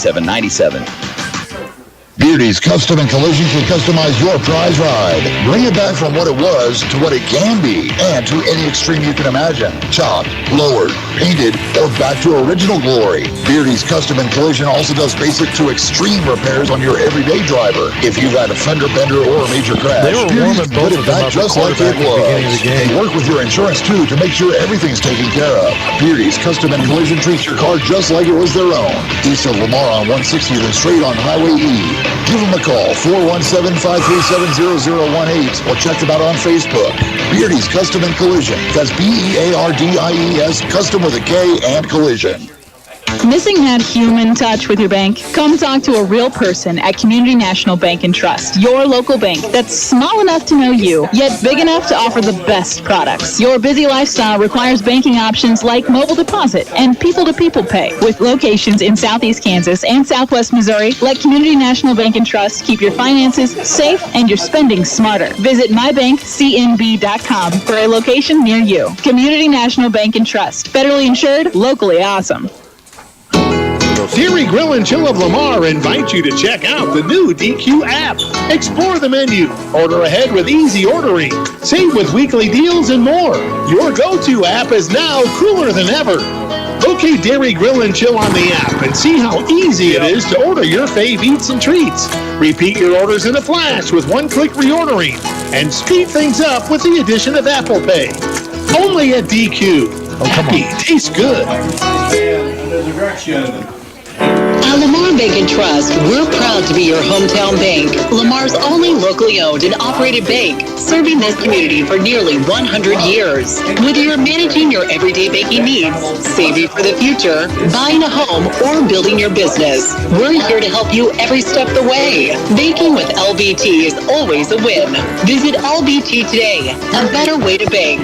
Member FDIC, equal housing lender.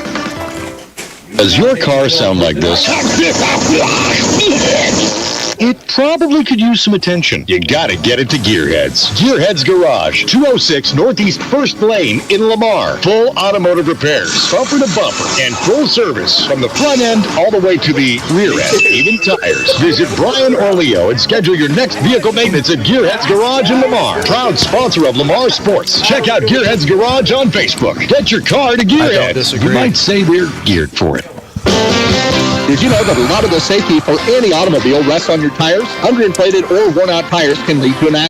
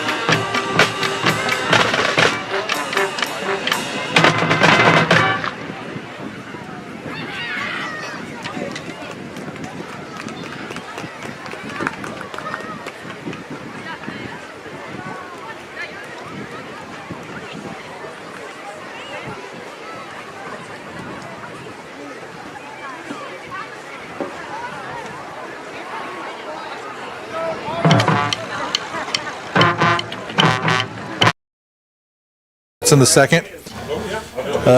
Webb City 28, Joplin 13. That's in the second. Matt County 14, East Newton 0. That's at the half. Marionville 27, Miller 6. That's in the second. In Eldo, it's Butler 6, El Dorado Springs 0. That's in the second. Mid Buchanan all over East Buchanan 49-7. In the second quarter, Mount Vernon 6, Monette 0. So the wheels may have fallen off the Monette gravy train.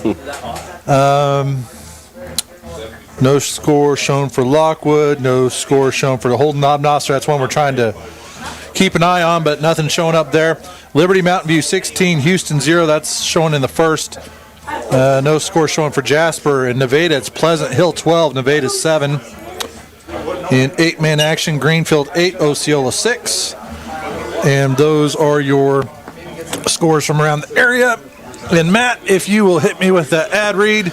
Tonight's stats and highlights are sponsored by Arvest Bank, proud supporters of the Lamar Tigers and all the folks who have a positive impact in the communities we serve. 14 convenient area locations, including Lamar, Lockwood, Nevada, Carthage, and Pittsburgh.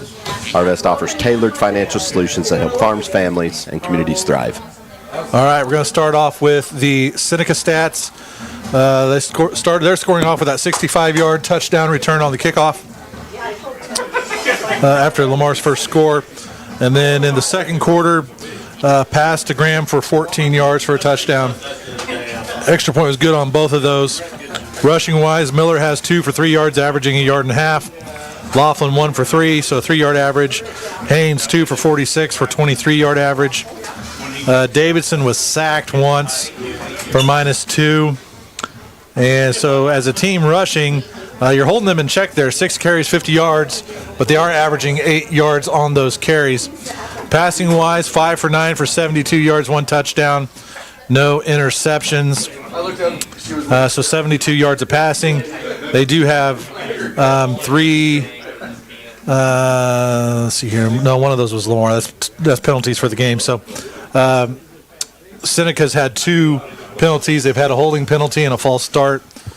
And you've held them to, just small yardage, just over 100 yards, 120 yards of offense for a high-powered team. But they barely had the ball in all that first half. Yeah, what was the time of possession? I missed that. So the first quarter, they had the ball for 10 seconds. And in the second quarter, maybe 4 minutes. Yep. Maybe. Yep. They took a lot of timeouts in that last drive. That's what ate up most of their clock. But prior to Lamar scoring that second touchdown, they'd had the ball for about 2.5 minutes. Yeah, just a classic Big 8 matchup. 2 well-coached teams, very clean game, low penalties, and it's not like the officials are just not calling them. It's a relatively clean game. You can see those guys, the offensive line, it shows some restraint to keep from holding as they, those plays when they struggle with some of the defenses on both sides. So again, relatively really clean game, very physical. We've seen the Lamar probably has a little bit of an advantage in physicality thus far. Seneca, of course, got a couple players out that are physical, downhill runners and linebackers, and so a couple of those guys on the sideline. But Seneca really just kind of out of sorts.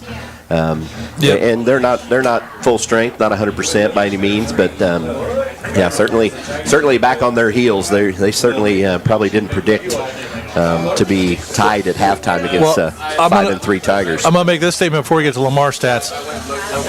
Calling the game versus Seneca last year may have been the worst 3 hours of radio I've ever done.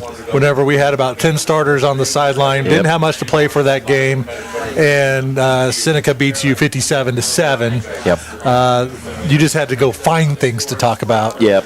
And then I hit a deer on the way home. So it was just a bad night altogether. If I hit a deer on the way home from here, I really screwed up. But here's the Lamar stats. So in the first quarter, on the scoring drives, you had a Powell to Nolting for a 19-yard touchdown pass. Juarez kick was good. And Taryn Williams, 1-yard run for a touchdown. Juarez kick was good. Rushing-wise, Powell has 8 carries for 7 yards, so not quite a yard a run. Taryn Williams, 7 carries, 27 yards, just under 4 yards a run. Jaden Moore, 7 carries, 14 yards, 2-yard average. Nolting, 2 carries, 7 yards, 3.5-yard average. Salas, 2 carries, 13 yards, 6.5 yard average. You wouldn't think that that'd be one of your leading average rushers, but there he is. And then Trent Torbeck on that fake punt, 1 carry for 13 yards.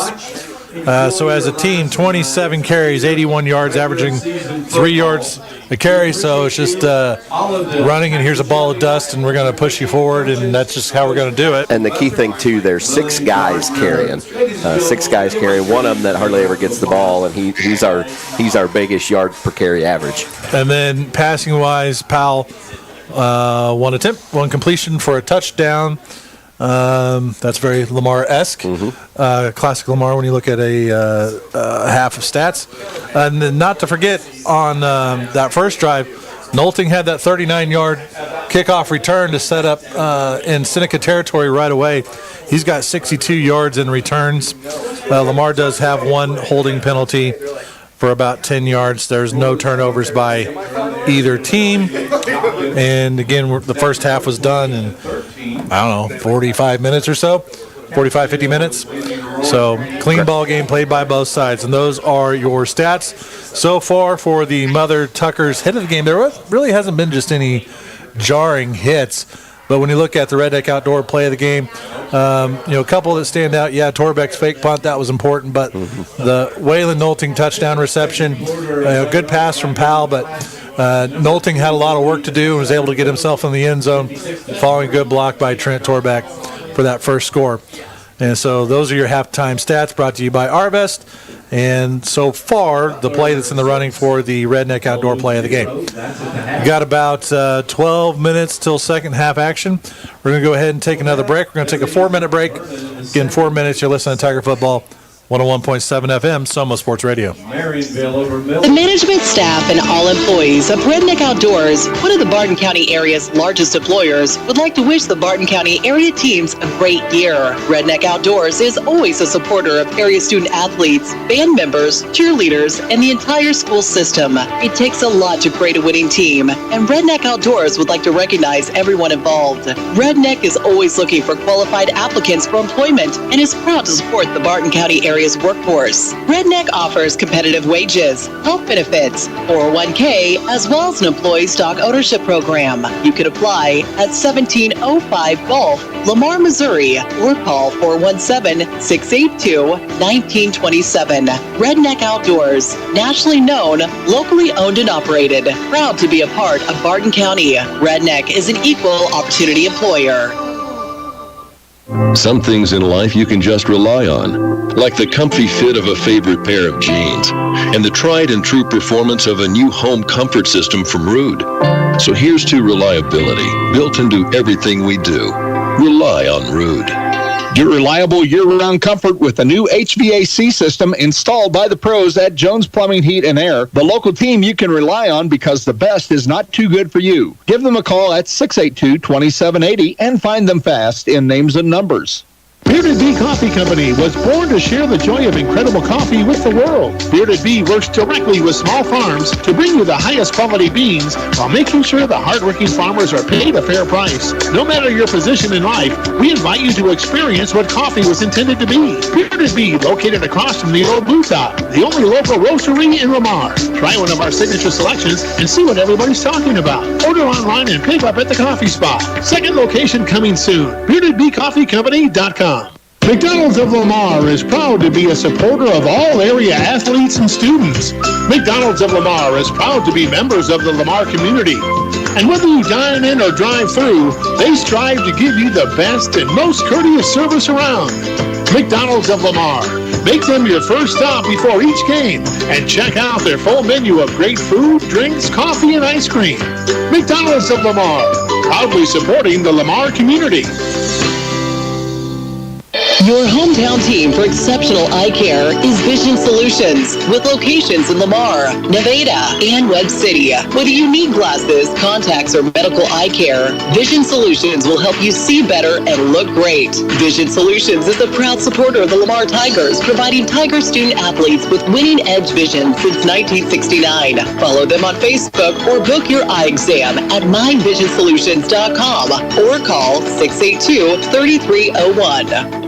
You want real pizza made fresh with homemade dough and sauce with all the ingredients? Go to Mother Tucker's Pizza. Your perfect pizza is waiting, and they have curbside delivery, dine-in, a daily buffet, fresh daily salad, or you can try nachos, wings, mushrooms, and toasted right out of the oven sandwiches. Mother Tucker's Pizza has 12 specialty pizzas, or they can custom make yours. They also have a huge patio to hang out with friends and family. Come on by before the game. Mother Tucker's Pizza, the pizza you've been waiting on. Next to the golf course in Lamar. Call ahead, 681-0855.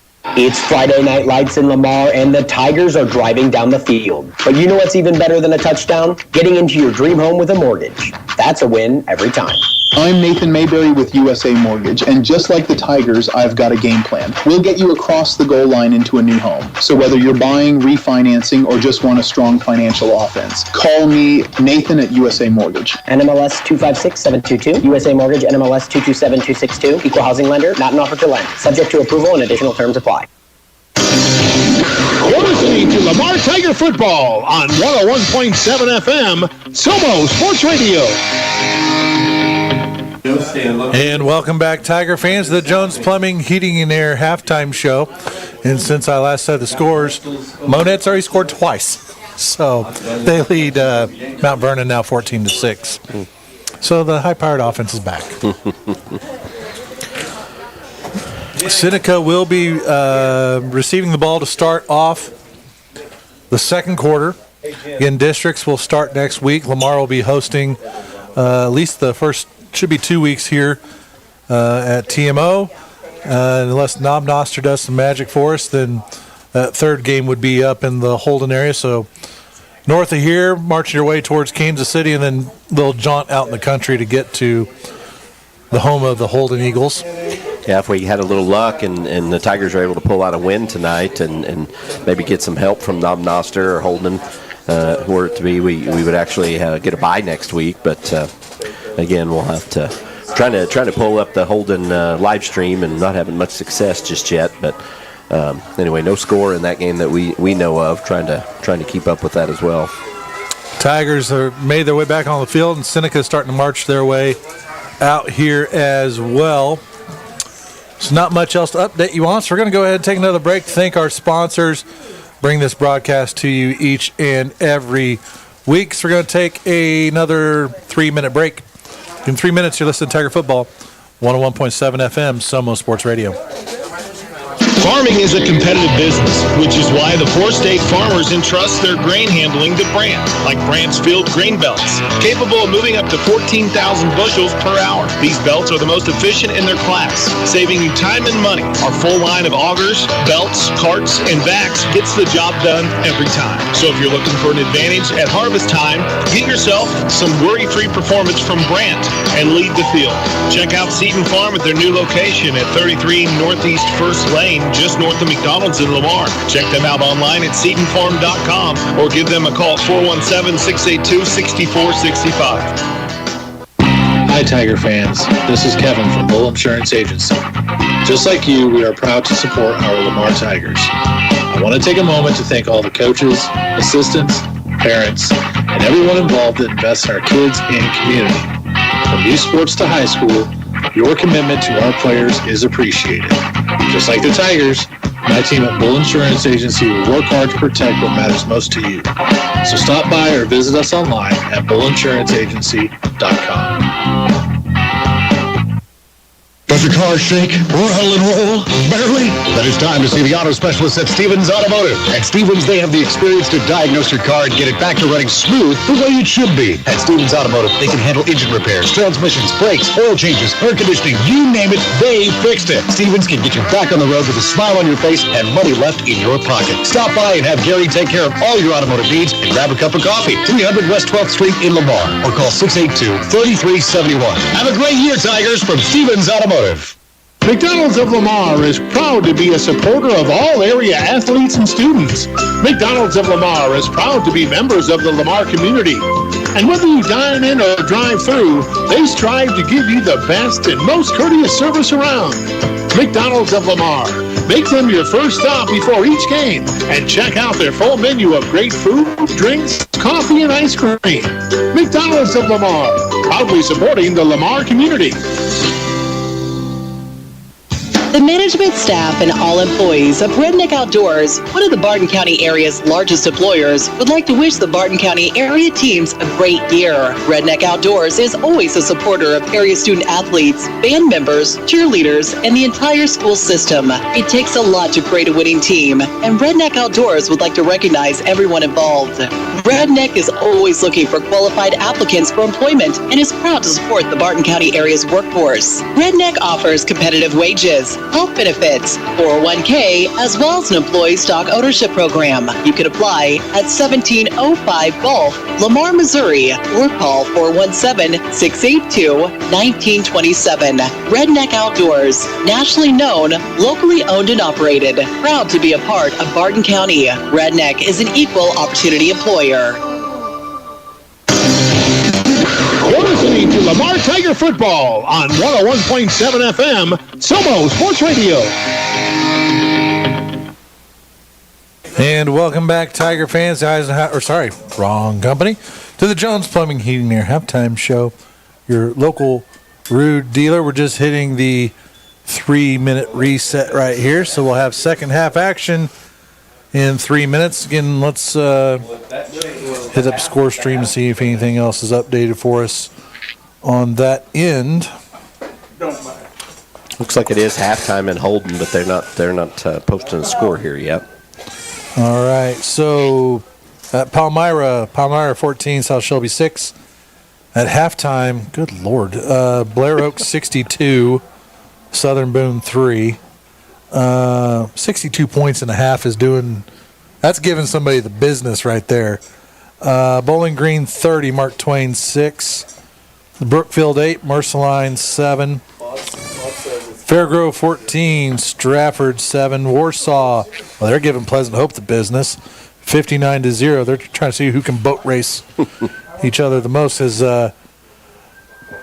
Blair Oaks and Warsaw are going to be on a crash collision course in their district. A lot of people have talked, what's Warsaw going to be like in districts. It's important to note that Warsaw is not in our district this year, replaced with Holden. So Warsaw has to go through Blair Oaks. Both are really good teams, so that could be a good matchup. But Blair Oaks obviously moved down to Class 2, defending Class 3 state champions. They beat the Seneca Indians team last year for the Class 3 state title. So in the Joplin-Webb City matchup, Webb City 28, Joplin 13, that's at the half. Mid-Buchanan 56, East Buchanan 7, that's at the half. Still 14-0, Mack County over East Newton down in the Newt. Butler 6, Eldo 0, that's at the half. I just got a Facebook post that says 21-7 Knobnoster. So that's interesting. Miller 6, Marionville 27. St. Pius out of Festus 7, Valley Catholic 0. That's at the half. Monette 14, Mount Vernon 12. That's still in the second quarter. That game might last 4 hours with those two teams. Let's see here. Hollister 8, Reed Springs 7. I'm still not seeing a score for Lockwood. Again, they're really salty in 8-man this year, looking to make a run. Big win Lockwood got last week over Archie. So Appleton City. Appleton City, yeah. They've already played Archie and beat them, which that's a big deal. Yep. In 8-man, when you beat a team that's got 30-some-odd kids out there that maybe should be playing 11-man. I don't know. But a roster of 30 and 8-man's unheard of. We'll put it that way. Had a chance to visit with Coach Clay Lassiter over at Lockwood last week before this game, and they were confident going into Appleton City, and they're confident they can make a deep run, and we certainly wish them luck as we get ready to enter the postseason. All right, teams make their way back out onto the field for this Lamar Bank and Trust kickoff. Again, Seneca will be receiving the second half kickoff. Trent Torbeck is out to kick the ball for Lamar.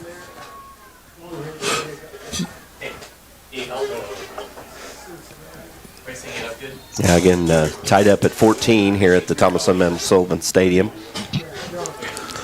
High end over end kick caught at the 38, and he's going to be brought down at the 40. Yeah, three Tigers. Looks like Ison Knowlting, and then freshman Brady Reeves comes in there and finishes them off. And number 8, Drew Sherwood, the good receiver and running back, sometimes running back, makes that catch, but he's not able to get any return, really, just 2 yards. Yep. All right, Seneca offense trips to the right, single receiver to the left. Here is the snap, going to be a handoff, and defensive line does their job, only giving up 2 yards on that play. They go back to Laughlin as quarterback, and he hands it off right to Roman Miller, and he's got a full head of steam and run right into a wall. Tiger D-line does their job, and linebackers crash right behind him, so Miller just able to pick up 2. 2nd down and 8 for Seneca. And we are tied 14-14. Trips to the left this time for the Indians, single receiver to the right. Quarterback in shotgun, running back on his right hip. Here's a snap, going to be a quarterback keeper. Now he pitches to Miller, and he is trying to break tackles, but he's not able to get away. That's going to be a loss of a yard. Yeah, they pitch it. Laughlin pitches it out to Miller, and I bet that's a play they have a lot of success with. But 3 Tigers linebackers, Preston Eatson and Carson Parker, and then Toby Ainsley comes up from this corner position. He just has nowhere to go. He tries to stiff arm, but they all 3 converge on him and get him brought down pretty quickly for a 1-yard loss on the play. During pregame, I noticed both those quarterbacks working on their pitches back and forth to each other from sideline to sideline, so it's definitely part of their ball game. Trips receivers to the left, single receiver to the right. Here's the snap, direct snap to Miller, and he's brought down in the backfield for a loss of 1. Outstanding performance by this Tiger defense to start this second half. Seneca just comes out flat, and we're just able to get them bottled up on every attempt that they got. So about 4th and 10 from the Seneca 40, 10-13 left in the third quarter here. Again, tie ball game, 14-14. 4th and 9.5 to go. 2 receivers to the right side, 1 to the left. Quarterback's in shotgun formation. And they got Lamar to come off sides. Yeah, they switch quarterbacks back to Davidson. He's the tall sophomore quarterback. Going to bring up 4th and 5. Kind of a tricky cadence probably, and draws Lamar off sides. So 4th and a short 5. Logan Martin comes out of the game at D-line, replaced by Brady Geyer. Ball still on the Seneca side of the field. Trips to the left, single receiver to the right.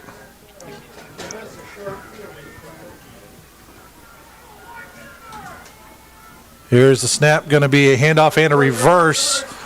And they are going to have the first down and a whole lot more, but there is a flag on the play.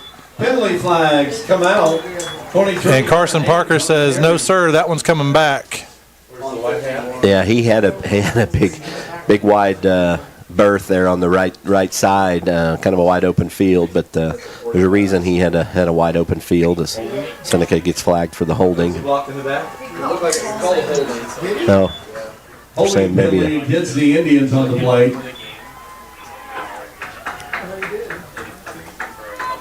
So that'll back them up a ways.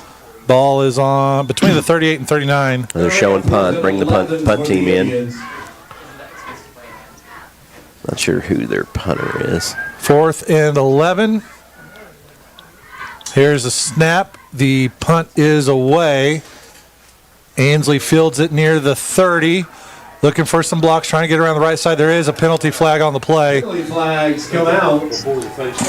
Yeah, 13, Clay Davidson's their punter, and I don't think Seneca's probably punted very many times this year, but he gets away with a nice kick, and it's going to be holding against the Tigers there on that return, so we'll back them up a little bit. But Toby Ainsley makes a nice catch and runs forward a little bit, just met with pretty quickly with Seneca defenders.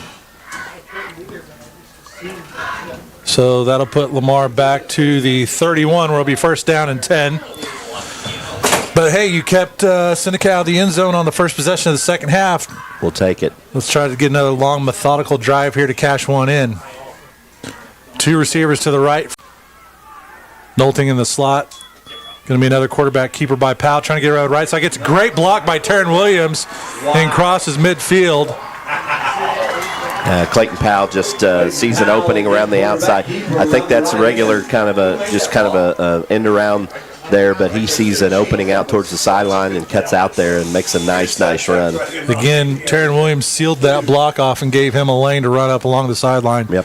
Great job by both those two young men. Tiger first down. First down brought to you by Stevens Automotive. Tigers keep the drive alive like Stevens Automotive keeps the car rolling. And I forgot to talk about the Nathan Mayberry USA Mortgage defensive stand. Give him a call, 214-9119. Going to be a quarterback keeper by Powell on first down.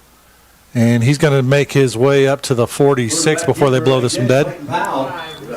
A little bit different kind of play there. It's kind of slow developing. Clayton takes his time and runs in there. By the time he gets ahead 2 yards, the Seneca collective defense able to get him brought down. I was talking to Nathan earlier today, and he goes, "Do you have my phone number memorized for life?" And I'm like, "I might.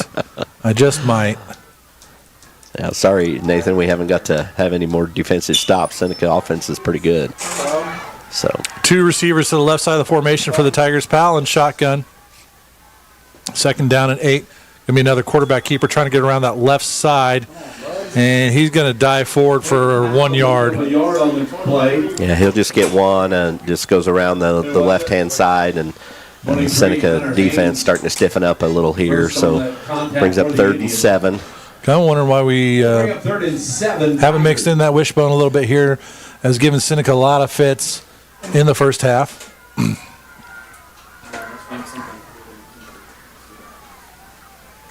Torbeck split out to the left, Nolting to the right.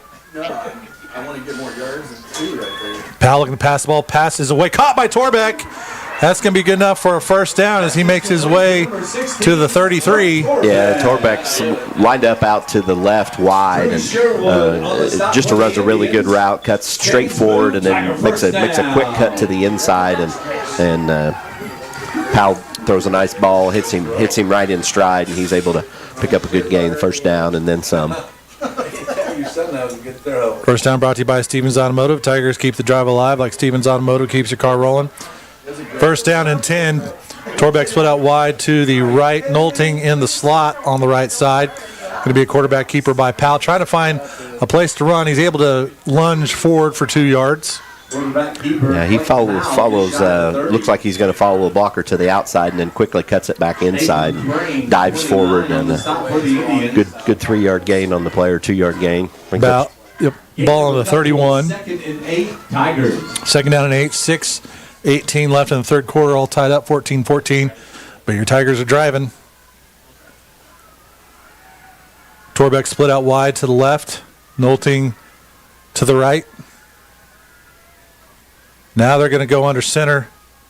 Here's the snap, handoff to Taryn Williams up the gut. He goes, and he's going to make his way to the 26. Yeah, a little shift right there at the end and go under center, but got 2 backs, and Moore and Taryn Williams are in the backfield. Quickly hands it to Taryn, and he's able to get a good gain. Carson Parker checks into the game. Third down and 3 for the Tiger offense. 4 down territory here. Carson comes in for Nolting, and he'll line up that left wing position. We got Taryn Williams in the backfield beside Powell. Powell goes in motion. Direct snap to Williams. He keeps the ball. He's hit in the backfield, and he's going to fall forward for maybe a yard. Sure looked like from here maybe Forward Progress got it. We'll see where they stop. He certainly ran with a head of steam. Salas gets up limping. Hopefully he's okay. I think he was the one carrying the ball, wasn't he? Yes, he was. They have not bid on that fake around the hand. Either run that thing or Looks like maybe a cramp. He was hopping on that right foot, and 56 Logan Martin looks like they're stretching him, probably a Charlie horse hamstring type cramp.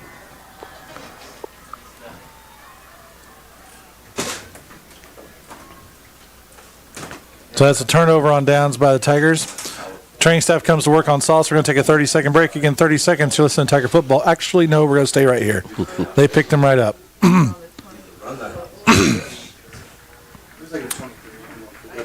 So he's about half a yard shy there to convert that. So it's going to be Seneca ball with 4:35 left in the third quarter. Ball on the Seneca 24.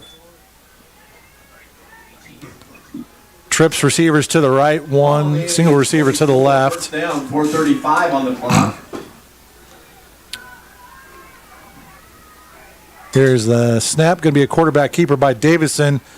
Gets past the initial defensive line, plows his way up to the 33. Yeah, Davidson's just a sophomore, but a big kid. I don't know what his stats. I have to look at the roster to see what his height and weight is. But a big kid, runs hard, just kind of stumbles his way forward and doesn't go down. So he'll get 9 on that play. So second one, Seneca on their own 33. Trips to the right, single receiver to the left. There's a snap by the Indians, direct snap to Miller. And he's going to have the first down, still plowing forward up to the 37. Yeah, Miller runs so hard, as we talked about before. Miller, number 7, picking up a first down. 54 Jay Renfro comes up on that play. He's something's bugging him. Knee or an ankle might have got stepped on. First down and 10 for the Indians. Trips to the left this time.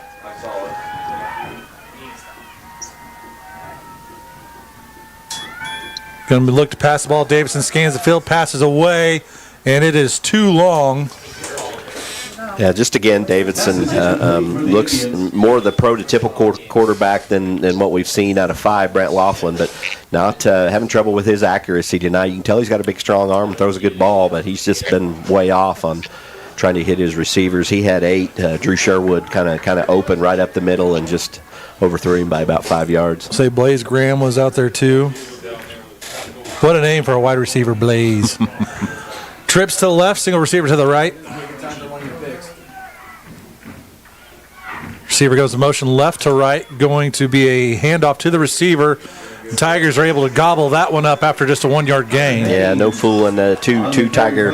Toby Ansley gets out there, and Terry Williams actually gets a stop from his defensive end's position. But Tigers just playing such fundamental, solid defensive football, staying at home, reading your keys, and just being in great position to make plays on defense. So Seneca's going to have to work cut out for him here with 3rd and long, 3rd and 9. 3rd and 9, line to gains, the 47-yard line.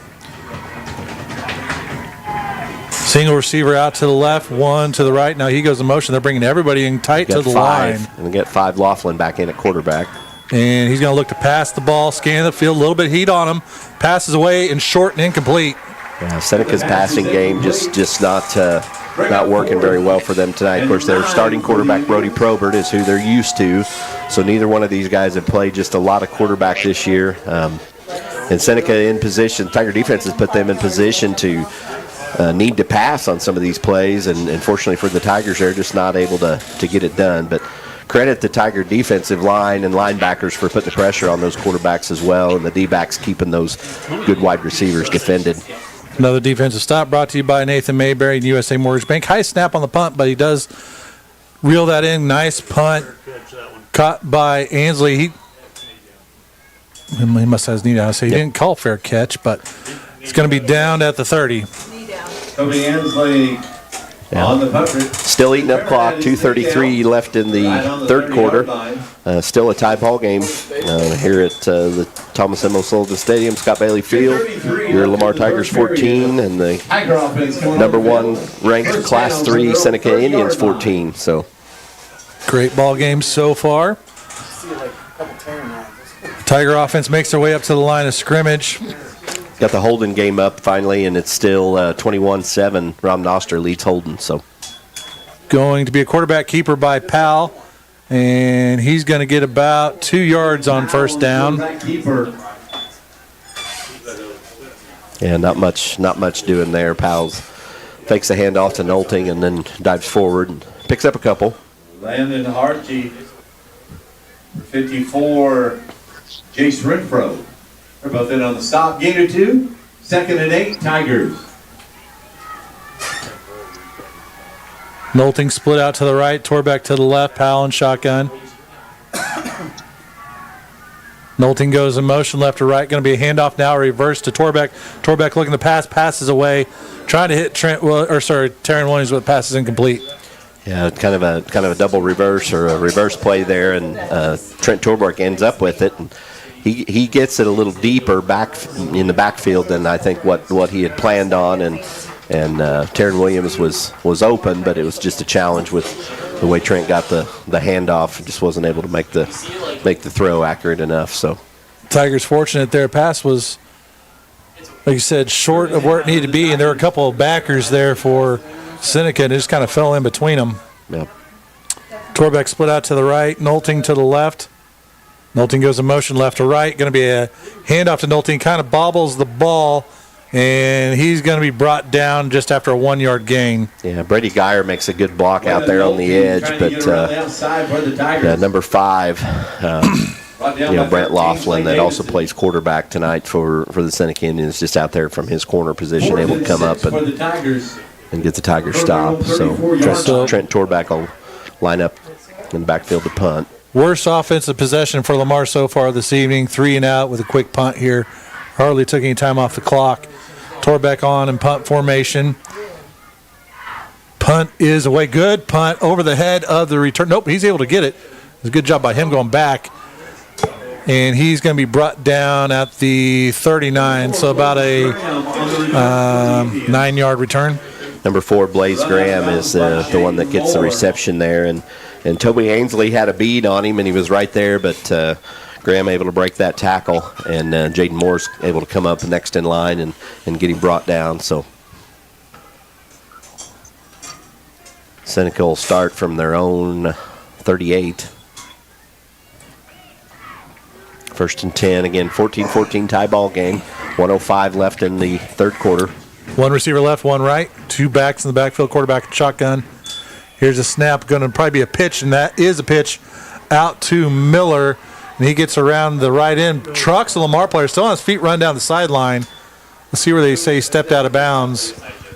Looks like he ran a lot further than what he actually got. He must have stepped out of bounds. Yeah, Toby Ainsley gets a good lick on Miller and slows him down just a little. And then Brady Reeves was the next level defender. And just, when you've got a smaller body, just smaller freshman taking on a really big, powerful senior running back, it doesn't bode well for the freshman. And so Miller able to just pretty much truck him and head up the sideline. But 2nd and 1 for the Indians. Trips to the left.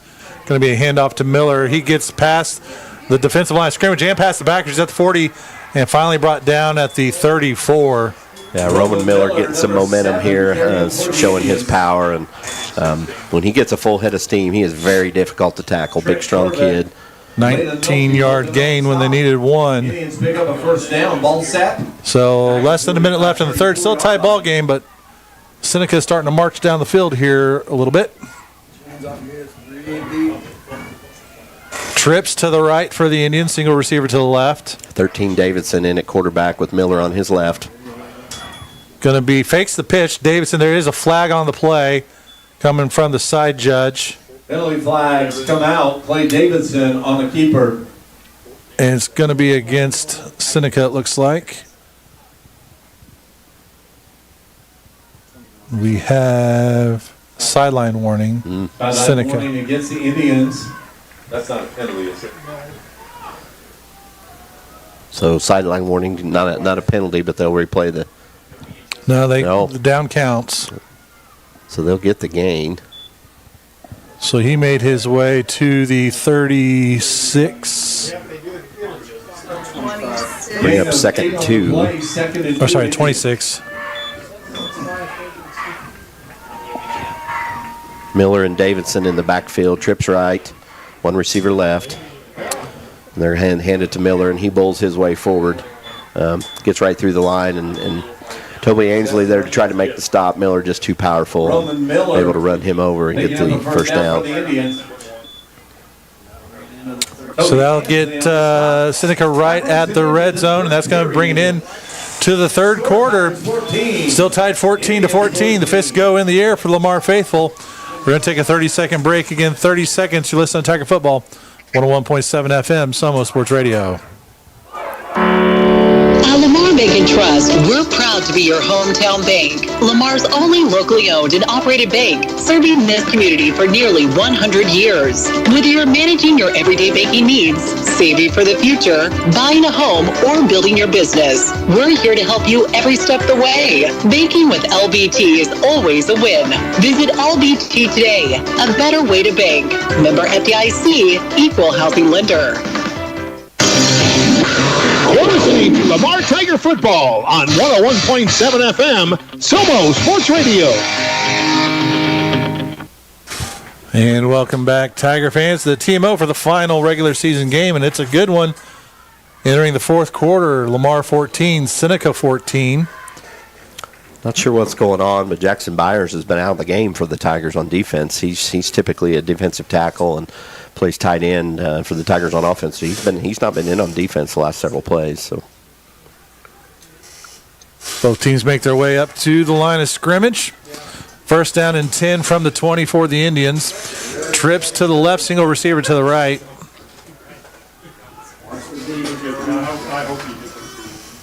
Here's a snap, direct snap to Miller, trying to get around the left side, and he is chopped down near the 14. A direct snap that time to Roman Miller, and it's been the Roman Miller show the last several plays. Good momentum as we talk. Big, strong kid, hard to tackle. Toby Ansley does a good job of diving in from his corner position and taking out his legs, but he still picks up about 6 on the play. It'll bring up 2nd and 4. Again, 14-14. Trips to the right, single receiver to the left. Another direct snap to Miller up the gut. He runs. And he's got enough for the first down. Roman Miller again. He'll get to first down, and again, 7 meets 7. Carson Parker over there to meet Miller and get him brought down, but not before he picks up the first down for Seneca. So it's first and goal from the 8-yard line for the Indians. First and goal for the Indians, ball on the 8. First time we've seen the Seneca this deep in the red zone. They've had big plays that they've scored on. So trips to the left, single receiver to the right. Ball to Davidson. He's going to run it in himself for 6. Yeah, they've went 4 or 5 times in a row to Roman Miller, and they fake it to him, and the Tigers bite and gives Davidson just kind of a clear path over around the left-hand side to the end zone. So big extra point try here on the last one. The Tigers, they were getting close to blocking that one. We'll see if they can get in there this time. And it's worth saying this is the first time Seneca has led in this ball game. So here's the snap, and the kick is up and good. Tigers had a good shot at it. But with 10:57 left in the fourth quarter, Seneca 21, Lamar 14. We're going to take a 30-second break. In 30 seconds, to listen to Tiger Football, 101.7 FM, Somo Sports Radio. Deary Grill and Chill of Lamar invite you to check out the new DQ app.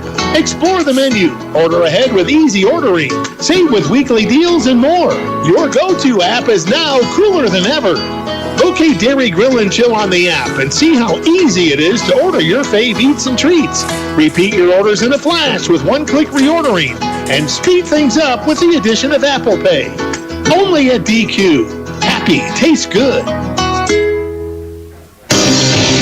You're listening to Lamar Tiger Football on 101.7 FM, Somo Sports Radio. And welcome back, Tiger fans, to Lamar Bank and Trust kickoff. Kyler Eisen and Waylon Nolting back deep for the Tigers.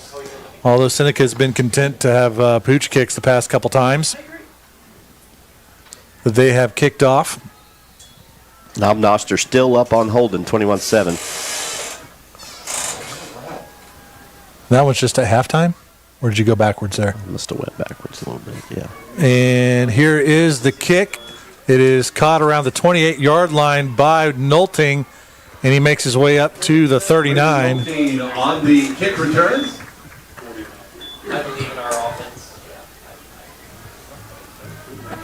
Yeah, Nolting makes a good run. We've talked about it before, but it's so fun to watch that kid run. Just such effort that he gives, and the speed that he's got. But just not afraid of contact. Undersized, just a sophomore, just runs so hard. A lot of athleticism and runs with a lot of heart. Ball just shy of the 40-yard line. Trent Torbeck split out to the left. Taryn Williams in the backfield with Powell. Powell goes in motion, direct snap to Williams. Up the gut he goes, and he's going to make his way to between the 45 and 46.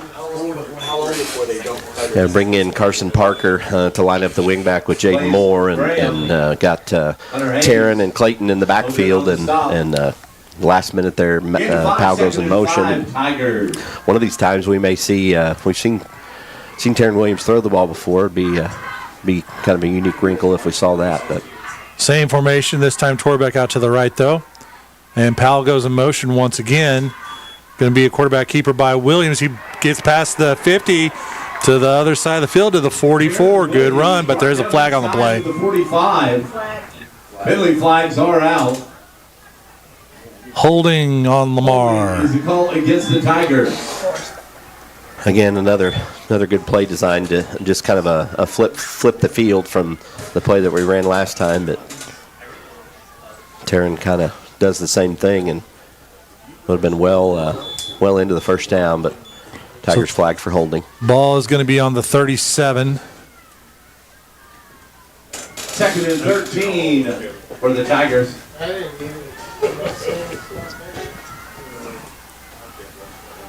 Torbeck split out to the right. Williams in the backfield with Powell. Going to be a handoff to Jaden Moore. And he's got a head of steam across the 50, 45, and chopped down at the Seneca 40. To Jaden Moore. Yeah, little misdirection in the way that we blocked that play and kind of confused the Seneca defense. And Jaden Moore comes around the outside edge to the near side of the field, closest to the Tiger sideline, and has lots of daylight, able to capitalize and get a good gain on the play. 24-yard gain by the sophomore. So it'll be 1st and 10 from the Seneca 39, 9:30 left here in the fourth quarter. Seneca leads Lamar 21-14. That was a Stevens Automotive first down. Torbeck split out to the right. Here's the snap to Powell, going to be a quarterback keeper trying to find the block of Taryn Williams, and he does a good job. Makes his way to the 29. Close to a first down. His way inside the 30. Brought down by They're going to move the chains. Indian defenders. Yeah, just similar play to what we've run a bunch early in the game. We've been doing a little bit different stuff lately, but Powell fakes a handoff and then just surges forward by himself. And Seneca having a hard time getting Clayton tackled. Lots of good blocks on the O-line, and some of those Seneca players going for the ball and not the tackle. Ball on the 28-yard line, and we have a timeout taken by Lamar. Timeout called by the Tigers. 8:53 left in the game. Kind of a key point in the game for Lamar down on the Seneca 28, threatening to score, down by 7. Certainly want to try to come away with some points on this drive if we can.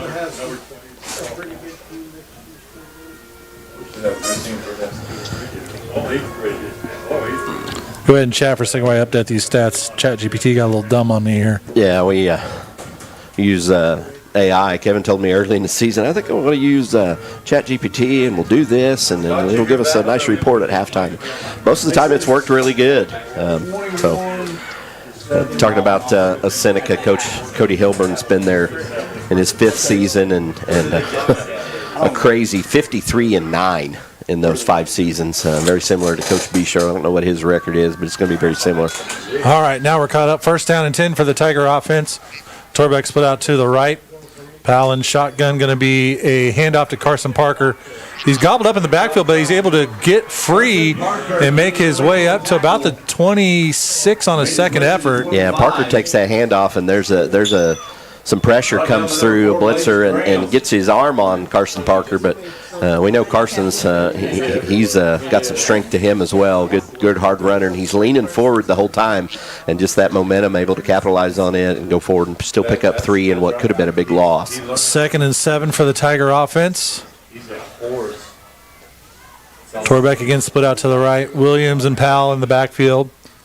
Moore goes in motion. Going to be a pitch to Williams along the left side. Stays on his feet and falls forward to about the 22.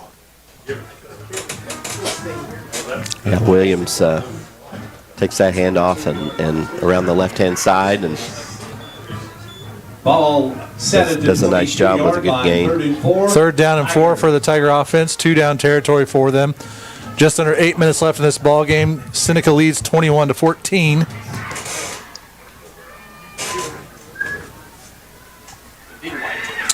Same formation for the Tiger offense. Going to be a quarterback keeper by Powell. He's met immediately in the backfield. It's actually going to be a lot. Call it no gain. Yeah, some missed assignments there in the O-line. A couple of them saying that was my bad. Brock Pendergraft. You like the humility there, but Powell just nowhere to go. Gets bottled up. Gets met early by of all people Rowan Miller. So 4th down and 4 for the Tiger offense. Clock continues to run. Just under 7 minutes left in this ball game. Big play here for the Tigers. And we have a timeout taken by Seneca. So we're going to take a 30-second break. Again, 30 seconds to listen to Tiger Football. 101.7 FM, Somo Sports Radio.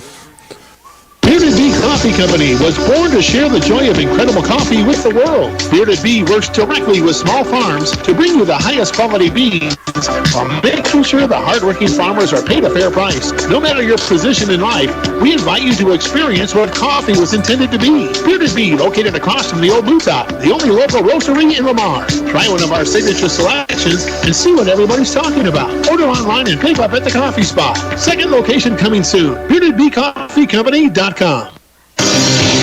You're listening to Lamar Tiger Football on 101.7 FM, Somo Sports Radio. And we're in a classic game here between Lamar and Seneca. A lot of ground and pound here, football.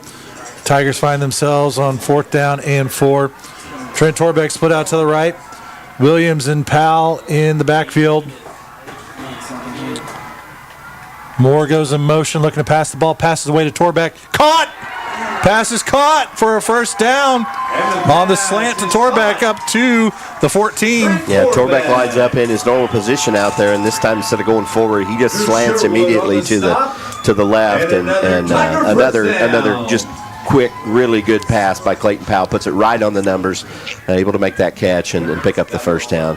Just repeatedly, the Tigers get in 3rd long, 4th and long situations and are able to convert 1st downs. Difference in this game. Tigers go into the wishbone.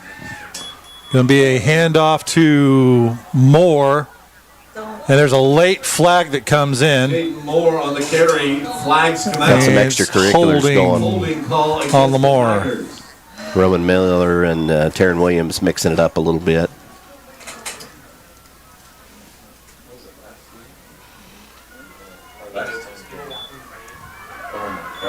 Jaden Moore makes a good run on that play. Just Tigers unfortunately flagged for holding, so we'll bring up 1st and 19. From the Seneca 23. 6:18 left here in the 4th quarter. Tigers trail the Indians 21-14. Torbeck split out to the right once again. Williams and Powell in the backfield. Oh, Seneca jumps there. They did not call it, though. Not sure if they crossed the line or... Going to be a handoff to Moore trying to get around left side. Nice stiff arm by him. He's able to dive forward for a couple extra yards. Coaching staff was a little upset about that flag not being thrown. Yeah, Brent Laughlin comes up from his quarterback position and able to meet Moore, but able to get around the left edge and pick up a couple on the play. But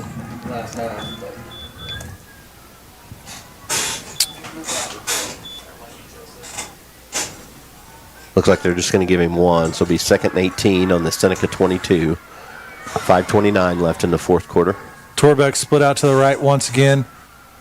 Powell and Williams still in the backfield. Here's a snap. Powell looking to pass. Pump fake. Now he breaks up field on the scramble. Good run by Powell. He's inside the 10, and he's just shy of a 1st down up to the 6. Of the 5-yard line. Clayton really wants to pass at that time, and again, just doesn't make up his mind to actually run. He steps forward a little bit, tries to stay behind the line of scrimmage, and then when he does decide to run, he's just, again, breaks a couple tackles, and it's going to bring up 3rd and 3. So Tigers in good position on the Seneca 7. Tigers in the wishbone. Here's the handoff to Williams. Up the gut he goes. He's got enough for the first down. Williams. On the carry for the just really gritty, gutsy performance here by the Lamar Tiger offense. Just classic ground and pound. Regardless of how this game goes, this is putting a lot of things on film that the teams that Seneca's going to play in the playoffs are going to be watching a lot of this ball game. 4:27 on the clock. Yeah, I'll put our coaching staff, as I said, it got a lot of new faces in the Lamar coaching staff this year, but so well coached and well prepared. 1st and goal from the 3. Tigers stay in the wishbone. Here's the snap. Quarterback keeper looking to pass, passes away and batted down. Man, he was open. That was a good play. It was a good play call. He was wide open in the end zone, but good play by the DB. Yeah, good play call. And Clayton rolls out to his right, and he has Jaden Moore open, but Pass incomplete. that big sophomore quarterback Clay Davidson out there playing corner, and just able to get that long arm out there and get that thing knocked it down. If it was a little more of a kind of a lob pass, it might have been doable, but well executed play and a good play call. But still got 3 chances here on the Seneca 3-yard line. From the wishbone, handoff to Williams, and he's in for another touchdown. Touchdown, Tigers! Yeah, line up in the wishbone and hand off to Taryn Williams, and able to get in for the touchdown. Touchdown brought to you by Gearheads Garage, from the front end to the rear end and everything in between. Go visit them at 206 Northeast 1st Lane in Lamar. The Extra Point sponsor is Next Gen Ag, your local Asgrow and DeKalb dealer. Looks like Lamar's going to try to go for 2 here. This will be crucial.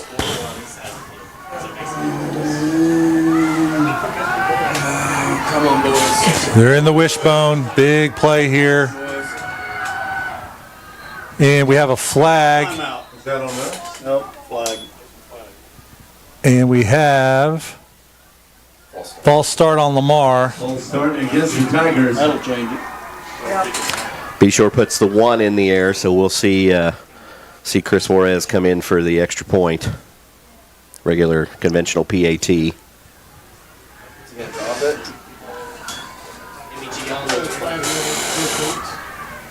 Come on, boys. Come on, Chris.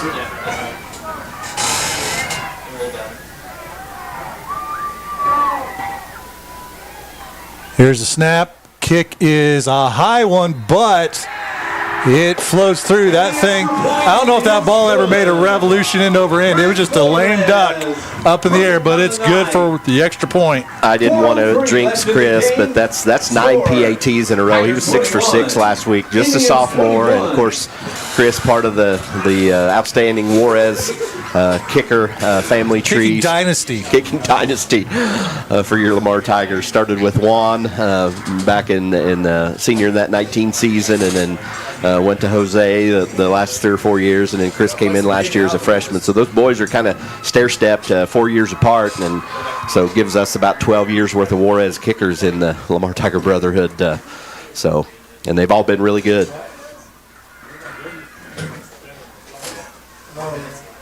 All right, so we're tied 21-21. The Lamar Bank and Trust kickoff coming up here. Seneca's got 4:03 to work with and 2 timeouts. Lamar also has 2 timeouts. Seneca's got 2 return men back near the 20. Torbeck on for kickoff duties this go around.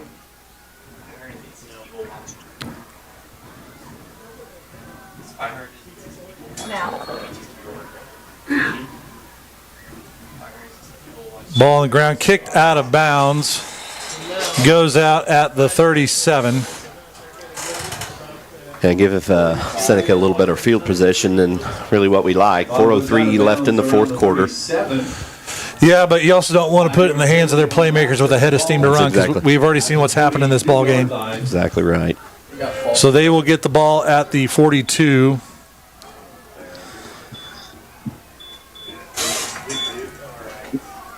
Score update from Holden. Still 21-7.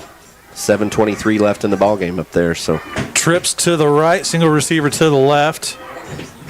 Here's a snap. Quarterback keeper trying to get around that left side.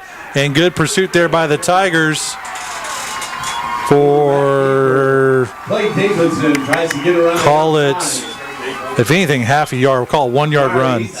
Yeah, Clay Davidson, quarterback keeper that time, sweeps around the right side, but Preston Easton reads the play well and meets him right there head on at the line of scrimmage, and or just a little beyond the line of scrimmage, and they give him forward progress, and he'll pick up about half a yard. But again, trips to the right, single receiver to the left. This time the ball's on the left hash. Here's the snap, direct snap to Miller. He tries to go up the gut, and there's nothing there.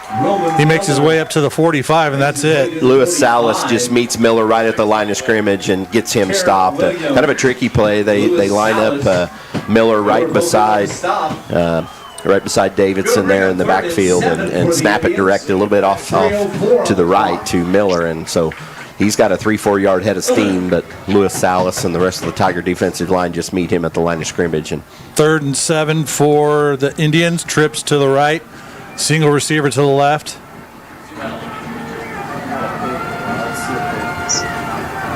One of those receivers. Oh, false start on the Indians.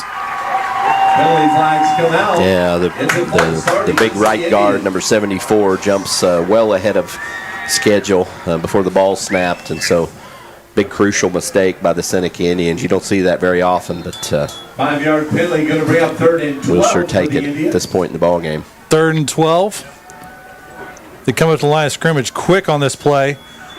Davidson looking to pass the ball, passes away, and they're going to say complete, but he was down on the ground 1 yard shy of the first down. That's complete to 23. That's a really, really low pass. It was a kind of a quick snap play. They were all in the huddle, turned around quick, and the Tigers weren't quite prepared, but get it defended well. And again, Davidson a little off in his delivery, but 4th and 1 here for the Tigers. Tigers got to get a man off the field. They don't know who it is. They're going to have to burn a timeout. Tigers brought in a man late, and they weren't able to clear somebody off the field, so Lamar's going to take a timeout. We're going to take a 30-second break. Again, 30 seconds. Tiger Football, 101.7 FM, Somo Sports Radio. Eisenhower Lumber is your full-line lumber and hardware store, working to provide contractors, carpenters, and the do-it-yourselfers quality products and friendly service at competitive prices. How about Valspar Paint and Holland Grills? Eisenhower Lumber is your source for plumbing, electrical, paint, building materials, millwork, and lawn and garden. Eisenhower Lumber, 903 Gulf in Lamar, or call 682-5545. Find them fast and names and numbers. You're listening to Lamar Tiger Football on 101.7 FM, Somo Sports Radio. Big 4th down play here for Lamar. 4th and 1 for Seneca. Trips to the right, single receiver to the left. Here's a snap, direct snap to Miller, and he's got enough for the first down. Roman Miller. Yeah, they snap it directly to Miller, and he cuts around the left-hand side.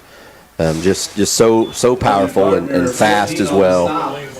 Preston Easton out there to try to meet him, but he gets around him. And clock rolls, under 2 minutes left in this ball game, all tied up at 21.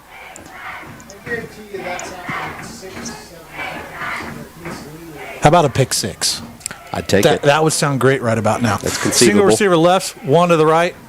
Now they come in tight to the formation. Quarterback, little heat on him, and he makes it past the line of scrimmage, having to scramble. Going to pick up about 3 or 4 yards. Yeah, a lot of Tiger defenders back there under a lot of pressure, and Davidson able to kind of make his way forward a little bit there, and then he takes off. But luckily, Carson Parker was there to get him wrapped up, so he'll just pick up 3 on the play. Clock keeps running, 1:06. 2nd and 7. Seneca has the ball. One receiver to the left, one to the right. Here's the snap. Davidson looking to pass. Passes away to the left. Pass is caught. And he is tackled near the 30. I'm trying to figure out who caught that. The 8? It's 8. Yep. Drew Sherwood. We've called his name a few times tonight. Really good receiver. And like many of these Seneca receivers and skill players, once they make the catch or make the play, they're ready to make a play in space. But we're able to get him wrapped up. Clock runs, 40 seconds left. Trips to the left. Going to be a wildcat play, direct snap. Now Davison looks to pass, passes up, and too deep, incomplete. Pass is incomplete. Yeah, kind of a crazy play there. They a little trickery. Snap it to Davidson, or snap it to Miller, hands it to Davidson, and he goes over the top, but well overthrows his receiver. I think that was 23 Hunter Haynes that went right up the middle. But two Tiger defenders there, but luckily Davidson just again overthrows his intended target. One receiver left, one to the right. Davison looking to pass the ball, passes away to the left. Receiver, ball is caught for a touchdown, and then there's a flag. Is there a flag? Yeah. But it'll be after the play. So the touchdown will count. Number 4 is Blaze Graham, and he gets out there, and it was hard to tell from our vantage point here on the far end opposite side of the field, but I think it was Nolting that was right there with him. Or are they going to say he was out of bounds? If he was out of bounds, that's going to be a big penalty.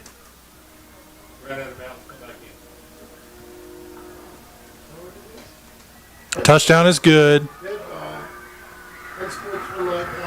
Yeah. Blaze Graham gets up, and he's kind of bouncing around and taunting Lamar defender there a little bit. I didn't see anything just egregious there, but they called him for the unsportsmanlike, but the touchdown will count. So Seneca takes the lead 27-21. 23 seconds left here in the ball game. Back him up 15 on the extra point right here. And we're just discussing up here where the penalty would be probably added to the kickoff and not the extra point. But Seneca will line up for 2 with that freshman kicker. No, for the extra point try, not for 2. Yeah, the extra point, sorry. And the kick is up and good. Extra point is good for the Indians. So there's 23 seconds left. Seneca leads 28-21. Score, Tigers 21. Indians 20. We're going to take a 30-second break. In 30 seconds, listen to Tiger Football, 101.7 FM, Soma Sports Radio. McDonald's of Lamar is proud to be a supporter of all area athletes and students. McDonald's of Lamar is proud to be members of the Lamar community. And whether you dine in or drive through, they strive to give you the best and most courteous service around. McDonald's of Lamar. Make them your first stop before each game and check out their full menu of great food, drinks, coffee, and ice cream. McDonald's of Lamar, proudly supporting the Lamar community. You're listening to Lamar Tiger Football on 101.7 FM, Somo Sports Radio.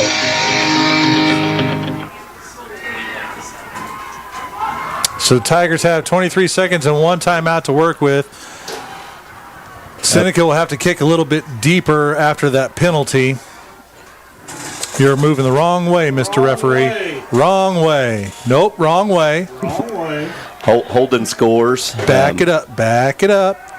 No, you're still the wrong way. No. Oh my gosh. This isn't too hard to figure out. A lot of eyes on him. Looks like a younger guy. We'll give him some grace as long as he's going the right direction now. So Seneca will have to kick off from the 25. Holden scores at home versus Nod Knobster, brings that game 21-14. And right on cue, Knob Noster looks like they score a long passing touchdown. We'll see if that stands. So LBT kickoff here is going to be a big one. Eisen and Nolting back inside the 35. Ball's kicked on the ground, picked up by Nolting, and he is going to be brought down at the 46. Penalty flags are out.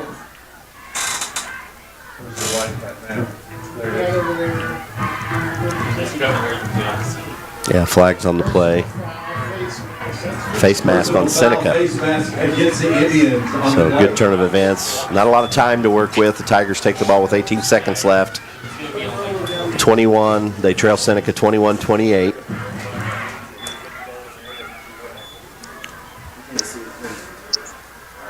Tigers will get the ball at the Seneca 39. All right, 18 seconds to work with one timeout. 2 receivers left, 2 to the right.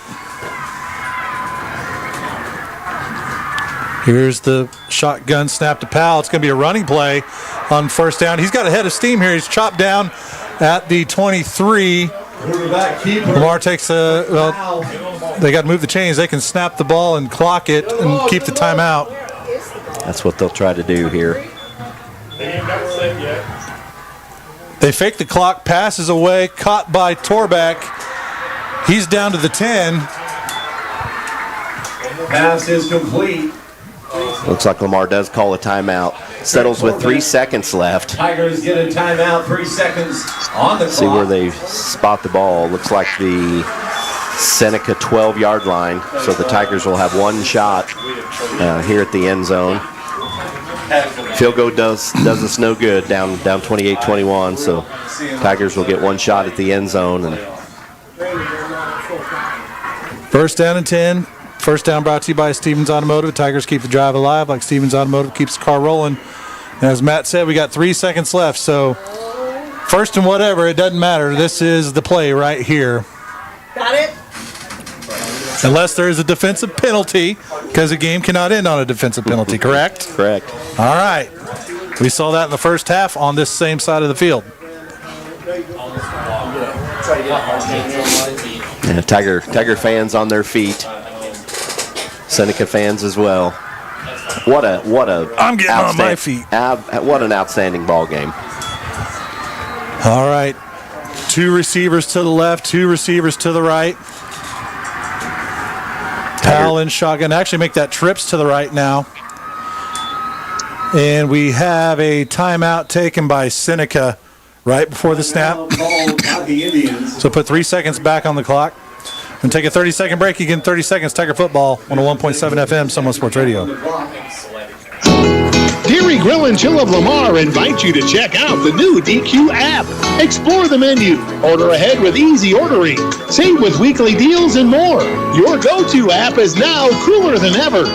Locate Dairy Grill and Chill on the app and see how easy it is to order your fave eats and treats. Repeat your orders in a flash with one-click reordering and speed things up with the addition of Apple Pay. Only at DQ. Happy tastes good. You're listening to Lamar Tiger Football on 101.7 FM, Somo Sports Radio. Tigers make their way back out onto the field in first and, well, it doesn't matter. 3 seconds left. This is the last play of the ball game. Trips to the right, 2 receivers to the left. Now make that trips to the left. They change that up a little bit. Nope, they change their mind. Moore goes back to the right. Powell and shotgun, making sure everybody's lined up. And we have another timeout by Seneca. Timeout. So we'll take another 30-second break. Tiger Football, 101.7 FM, Somo Sports Radio. At Lamar Bank and Trust, we're proud to be your hometown bank, Lamar's only locally owned and operated bank, serving this community for nearly 100 years. Whether you're managing your everyday banking needs, saving for the future, buying a home, or building your business, we're here to help you every step of the way. Banking with LBT is always a win. Visit LBT today, a better way to bank. Member FDIC, equal housing lender. You're listening to Lamar Tiger Football on 101.7 FM, Somo Sports Radio. All right, we can't call a timeout now because both teams are out of them. So last play of the game, unless there's a defensive penalty. 3 seconds left. Tigers trail by 7. Ball on their 12-yard line. And ladies and gentlemen, it all comes down to this. Trips to the left, 2 to the right. Powell and shotgun. Here's the snap. Scan of the field. Passes away. Caught! Get in there! Touchdown, call it! Touchdown, Tigers! Touchdown, Tigers! Taryn Williams comes from that wide receiver. Yes, I said Taryn Williams, that wide receiver. Comes in on the slant, and Clayton Powell just hits him in stride, right in the numbers, makes the catch, and Taryn Williams takes that power right to the end zone. We are getting our money's worth at the Thomas M. O'Sullivan Stadium tonight, ladies and gentlemen. Big decision here by the Tigers. Looks like, oh, no, they're changing it. They're going for 2. Let's go. Tigers elect to go for it. I like the call. I like the call. Get up there. Tigers will go for 2 to ice this thing right here. Snap it. Here's a snap pitch to Taryn Williams. He's in! Tigers win! Tigers win! Lamar Seneca! Let's go! What a ball game on senior night! The whole sideline, the whole Tigers sideline erupts. Seneca is stunned.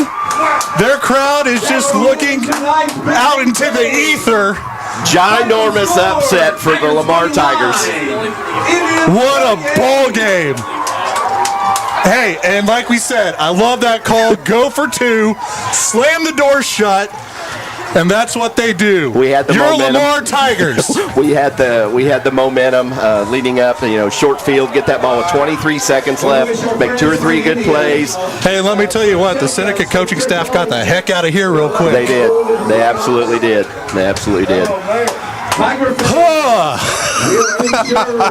Well, stay tuned for a very salty Bull Insurance Agency post-game show. Yeah. That's about to come up. And boy, howdy, when you looked at this on paper, Lamar's had a tough year. Seneca's been steamrolling people. Yep. And on senior night, they come through and win. Yep. My goodness. You know what? Even if you hit a deer on the way home tonight, Kevin, this beats last year. It does. I've called some fun ball games, but how about that? Yep. Hey, you tell Rooster what's up. All right. We're going to take a 4-minute break because my nerves need to calm down. 4-minute break. You're listening to Tiger Football. 101.7 FM, Somo Sports Radio. Farming is a competitive business, which is why the 4 state farmers entrust their grain handling to brands like Bransfield grain belts, capable of moving up to 14,000 bushels per hour. These belts are the most efficient in their class, saving you time and money. Our full line of augers, belts, carts, and bags gets the job done every time. So if you're looking for an advantage at harvest time, get yourself some worry-free performance from Brandt and lead the field.